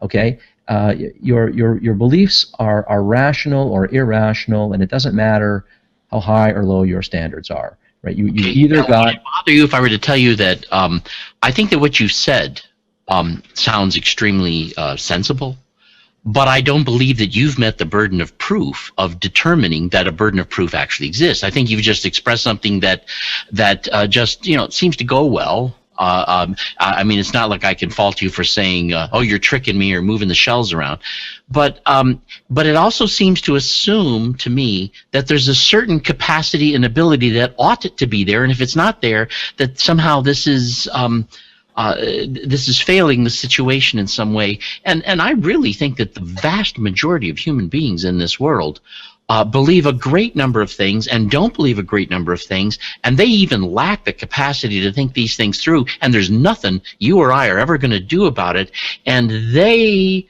through their collective thinking and reacting and responding, have a significant impact on how culture moves, and as a result, so maybe burden of proof is good for intellectuals or for people who are really up for the conversation, but I get the impression that sorry, I just don't feel that I almost think it's impolite to expect that people would have a burden. I don't think so. I think too much of this hinges on an allergy to the words proof and burden.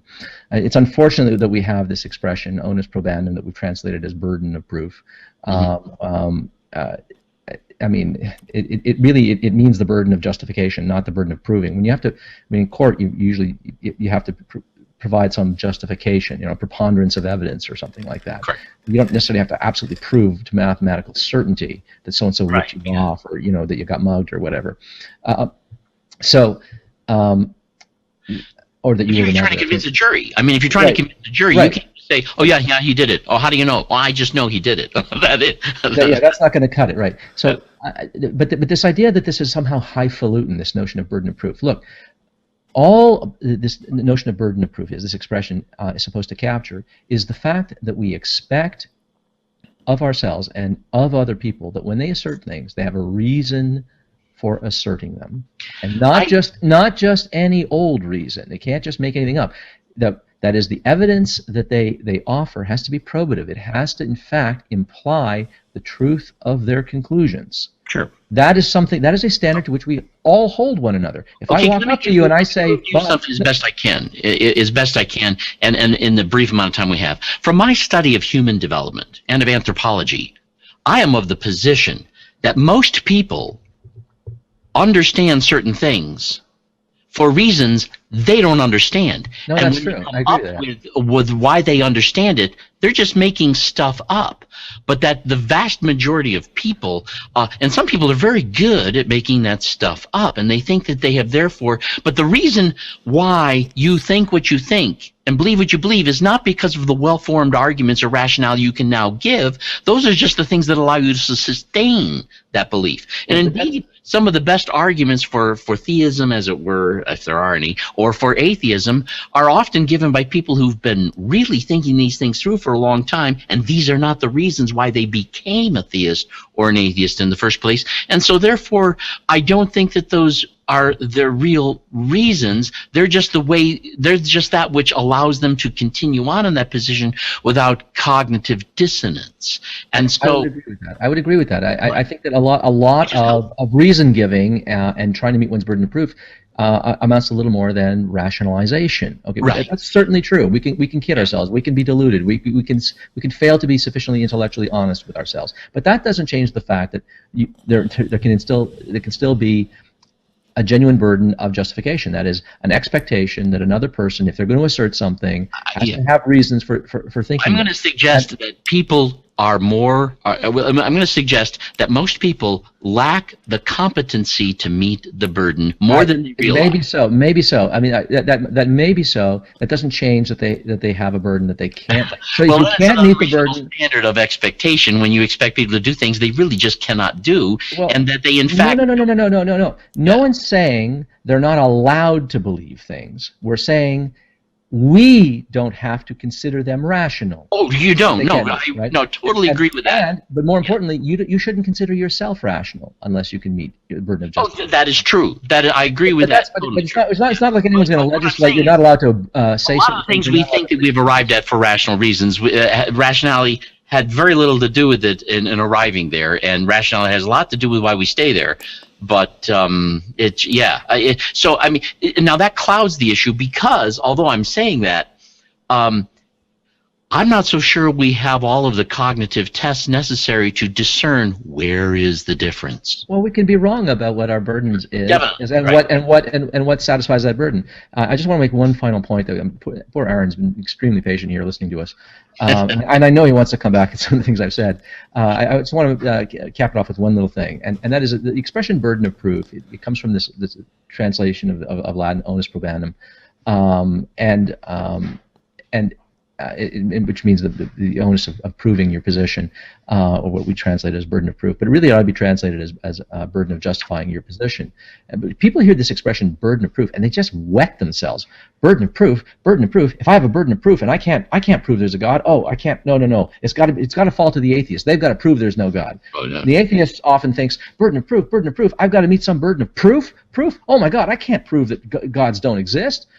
Oh, I don't have a burden. And then people run away, scared, wetting themselves because of this expression. Look, burden of proof is just meeting the conditions of public assertability, to justifying your belief, of giving reasons why your belief is rational, why there are better reasons for thinking that your position, whatever it is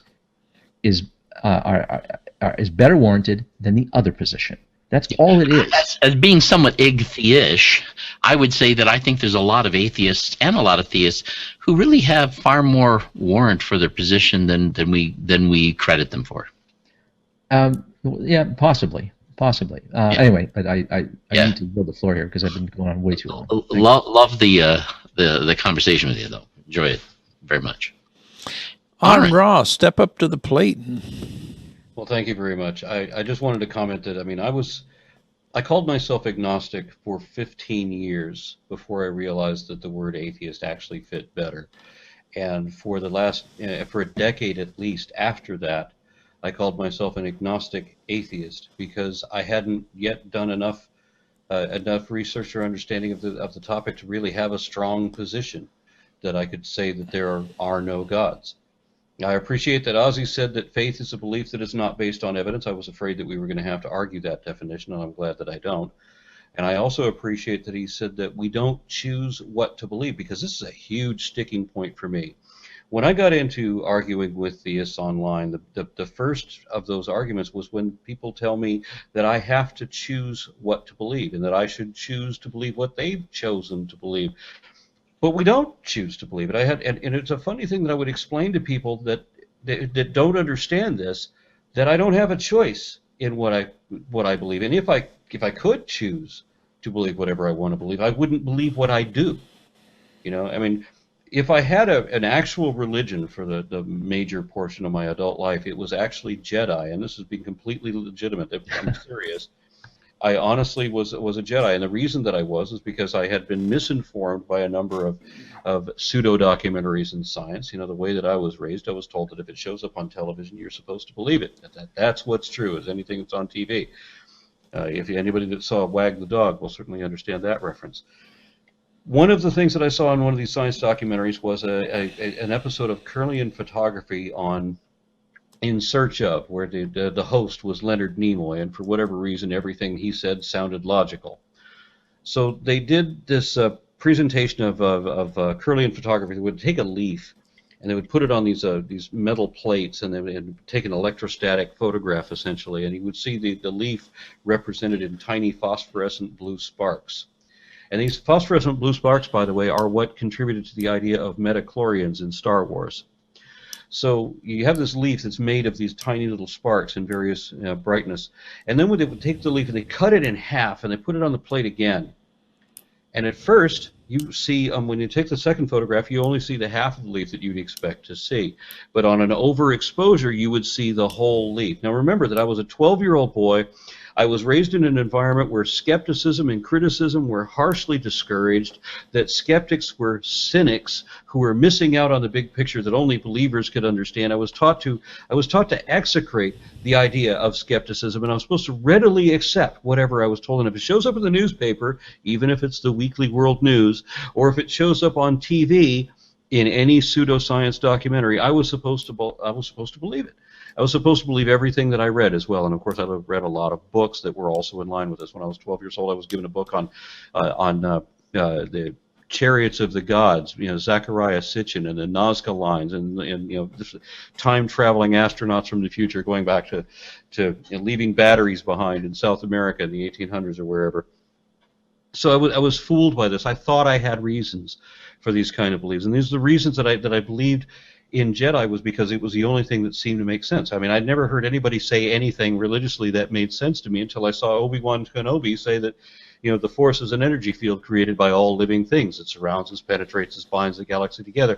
For the limited amount of understanding that I had as a 14-year-old boy when I first saw that movie, and for the misdirection that I'd been subjected to, that made sense, and so I held to that. And I was an adult before I realized that all of that everything that I once believed was a sham, and that all my reasons were invalid. And I thought, genuinely, that everyone who believes anything believes what they do for a reason. So when people would tell me their preposterous religious beliefs, I would ask, why do you believe that? And I was shocked to find out that people didn't have a reason. They would tell me that they believe what they do because they have to, because they want to, because they want to be able to see their dead son again. How does wanting this affect whether or not this other story is true? These are non sequiturs. These don't make sense. When people would tell me that the serpent in the garden was the devil, okay, why do you believe that? Because it doesn't say that in Genesis. Oh, because it says this other unrelated thing in Revelations. That's why. Which has nothing to do with this other unrelated thing in the Gospels that they're overlooking to make this other assumption. So very often I got people to actually admit that they believe what they do for emotional reasons. They would tell me that, these may be what the facts are, but I prefer to believe this. And then I'd have people make overt admissions that they believe what they do not for any reason, that they don't care about the facts, won't acknowledge the fact. They believe what they do because they base their beliefs on the Bible. Or if one person told me that if she had a time machine and could go back and see Jesus and see that he died and never resurrected, that she hopes that her faith would be strong enough that she would continue to believe even when her eyes told her otherwise. In other words, people were admitting that they were going to believe things that they could prove are not true. And further example of this, in the movie Questioning Darwin, where this guy said that if the Bible said that 2 + 2 = 5, he would believe it. I've had other people tell me that they forced themselves to believe whatever the Bible says simply because the Bible said it. And then William James Bryan also said in the Scopes monkey trial, he said that if the Bible said that Jonah swallowed the whale, he would believe it. So these are obviously not beliefs that are based on reason, where I thought everybody had a reason that they could share with me, that the reason that compelled them would be the reason that compelled me. Now, Francis Collins, the director of the Human Genome Project, is a Christian himself, and the reason that he gave for why he is a Christian is that he happened to drive past a waterfall that was split into three divisions, and it was frozen. So he drives by a waterfall that is frozen in 3 different cascades. And to him, he sees a Trinity, Father, Son, Holy Ghost. Even though this is not represented in the Bible anyway, but we'll just put that aside. Somehow the seeing 3 cascades frozen in a waterfall, somehow to him proves that the Trinity is correct, and therefore the Bible is correct. How do you make that leap? This is obviously not a reason that I could consider a reason. That's good. And I think I'm done. Oh, well, the one last thing. There is no burden of proof. In my perspective, there is no burden of proof on anyone to say, I don't believe you. You don't have to justify when you don't believe something somebody else said. No, you don't have to. I would agree with that. If you just don't believe something, you don't have to justify why you don't believe it, why you're unpersuaded by a position that when you haven't heard the arguments for it. But if you actually do hold a position, the opposite position, then you have a burden of justifying why you believe it to yourself. And if you open your yap about it in a conversation to a person, then you do have a burden. There isn't one burden in a conversation. There are as many burdens as there are people with positions in a conversation. And it is a condition of irrationality and public assertability that you be able to give reasons for what it is you believe, whatever it is you believe, to whatever degree of confidence it is that you believe that thing. And so it doesn't make any sense to me to say, I think that there are no gods, and then say, oh, and by the way, I don't have to justify that position. That's a claim about reality. Now, if that's not your claim, if you don't, in fact, believe that there are no gods, then of course you don't have to defend that position. Okay? But if you do believe that, and you're just playing hide the ball by saying, I lack a belief, then you're intellectually dishonest. You need to stop calling yourself a skeptic and a rationalist, and stop burden shifting and demanding that the other person justify their position when you're unwilling to do it. That's my concern, that people play hide the ball. Okay. And I just want to make perfectly certain that I have never played hide the ball. I've never tried to... You don't. You justify your positions. When I said you, I mean one. I mean the collective you. I don't mean you, AronRa. I know, actually, this is one of the things I find puzzling about your position, in fact, is because you routinely justify your atheism, why you think that there are no gods, why you think deism is false, why you think the Abrahamic faiths are false, why you think Hinduism is false. I've heard you argue these things over and over and over again. You are in the habit of justifying, you've made a career out of justifying your atheism, out of warranting why you think there are no gods, why you think the proposition that any and all gods are false is true. And that's why, and the burden isn't odious. You do it all the time. A lot of atheists do it all the time. But then in the next breath, they want to insist, I don't have to do it. Well, look, if that's what you believe, that's what you ought to be defending, and you should be capable of defending. And if you can't defend it, then you can't defend it. Maybe you ought to reconsider your position. Maybe you shouldn't be an atheist. The reason that I advocate that you don't have to burden of proof simply because you don't believe is because I've met many atheists, and a lot of people say to me, "Oh, I've never met an atheist like this. Every atheist that I've ever met has been a strong atheist," but that's not been the case with me. I've met plenty of people who have identified as atheist, but have never read the Bible. Mm-hmm. They're not science scholars. You know, they're getting along their own lives, and they would classify as igneous in that none of that makes any sense to me. Why would I want to believe it? That's a perfect atheist position. And I remember in this one case, in this one person, I was arguing, well, if you're going to be a good atheist, you should read the Bible. You should study science. You should. And I'm like, why? And her response was, why should I devote my life to something that I don't even believe in? And she's completely right.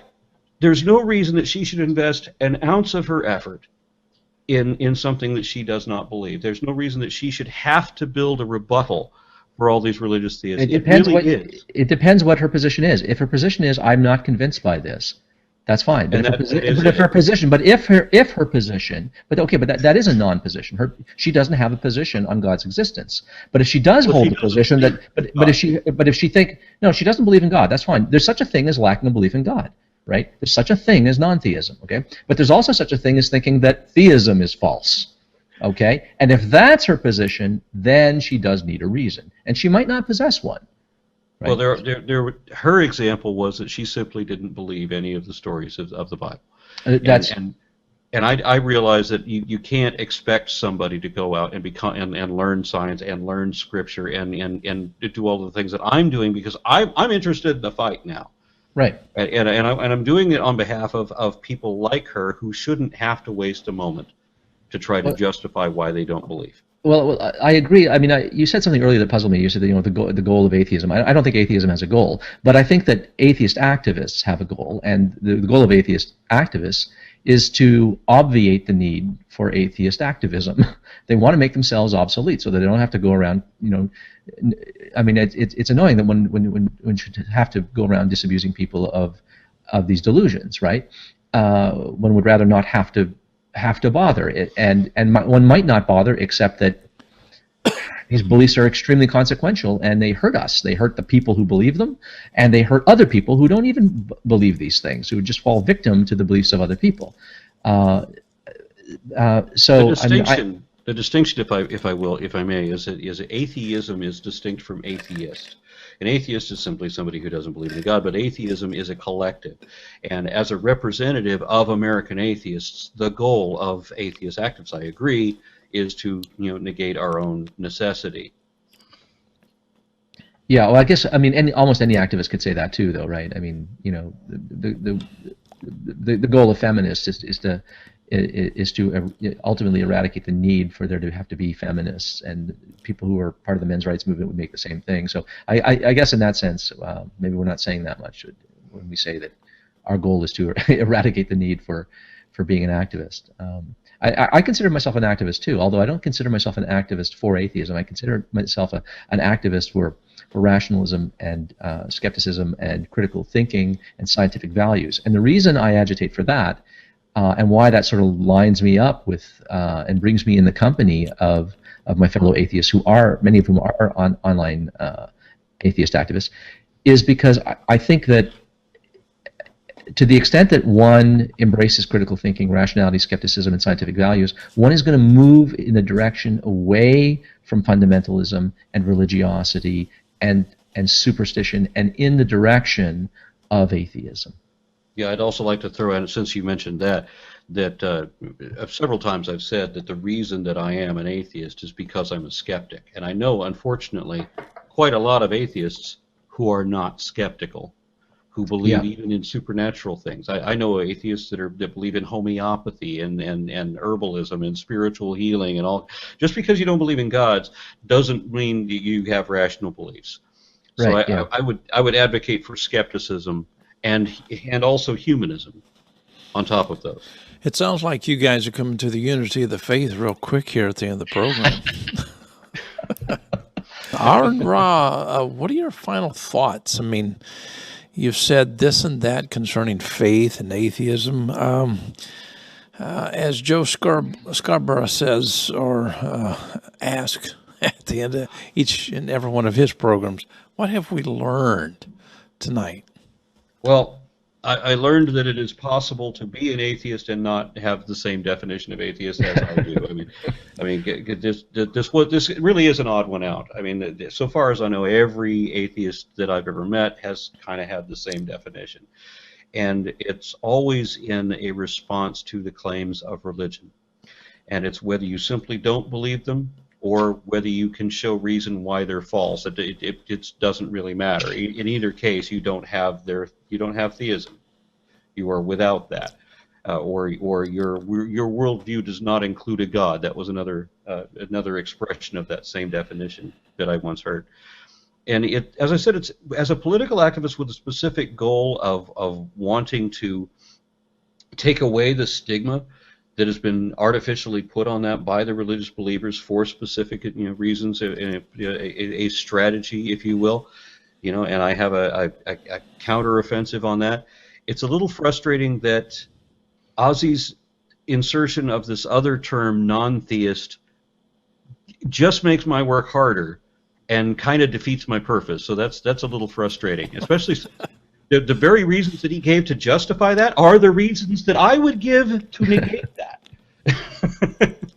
When you're in Toronto, we're going to get together. I'm going to buy you lunch and a beer, and we're going to talk. Do you think a beer would help change his mind? Nothing else will work, apparently. Yeah. So no, hopefully beer will work. I'll ply him with drinks. I'll seduce him. My goodness, Ozy, what have you learned tonight? I don't know that I've learned a lot, actually. I mean, I'll be perfectly frank. I didn't come here to learn, but I don't think it's important to enter every discussion intending to learn. I routinely learn things in situations where I came in to teach something, and I come out learning something. When I did some teaching, I can remember walking into a classroom and just having my mind changed on something just because of a pointed question, So I don't know that I learned anything particular. I'll have to think about that. I mean, chances are whatever I learn now, it will dawn on me later. But not every conversation has to be entered into with the goal of learning. I think that just as we change our minds helplessly, we learn helplessly. So I'm sure I've learned some things here. I'm just, you caught me with my pants down. I don't know. I can't think of anything off the top of my head. But anyway, in any case, I think it's been edifying for other people, and I suspect it will be edifying for me in the long run. And Aaron and I have touched on this subject before. I'm sure we'll touch on it again, perhaps on the Magic Sandwich Show or something like that at some future juncture. I look forward to that conversation too. So thank you, Aaron. It's always fun. It's always a challenge with you. Thank you. Well, thank you. Bob, what did you learn tonight? Well, I learned that it's been too long since we've had Aaron and Ozy together. But I've always enjoyed these conversations. I don't know myself if I learned anything tonight.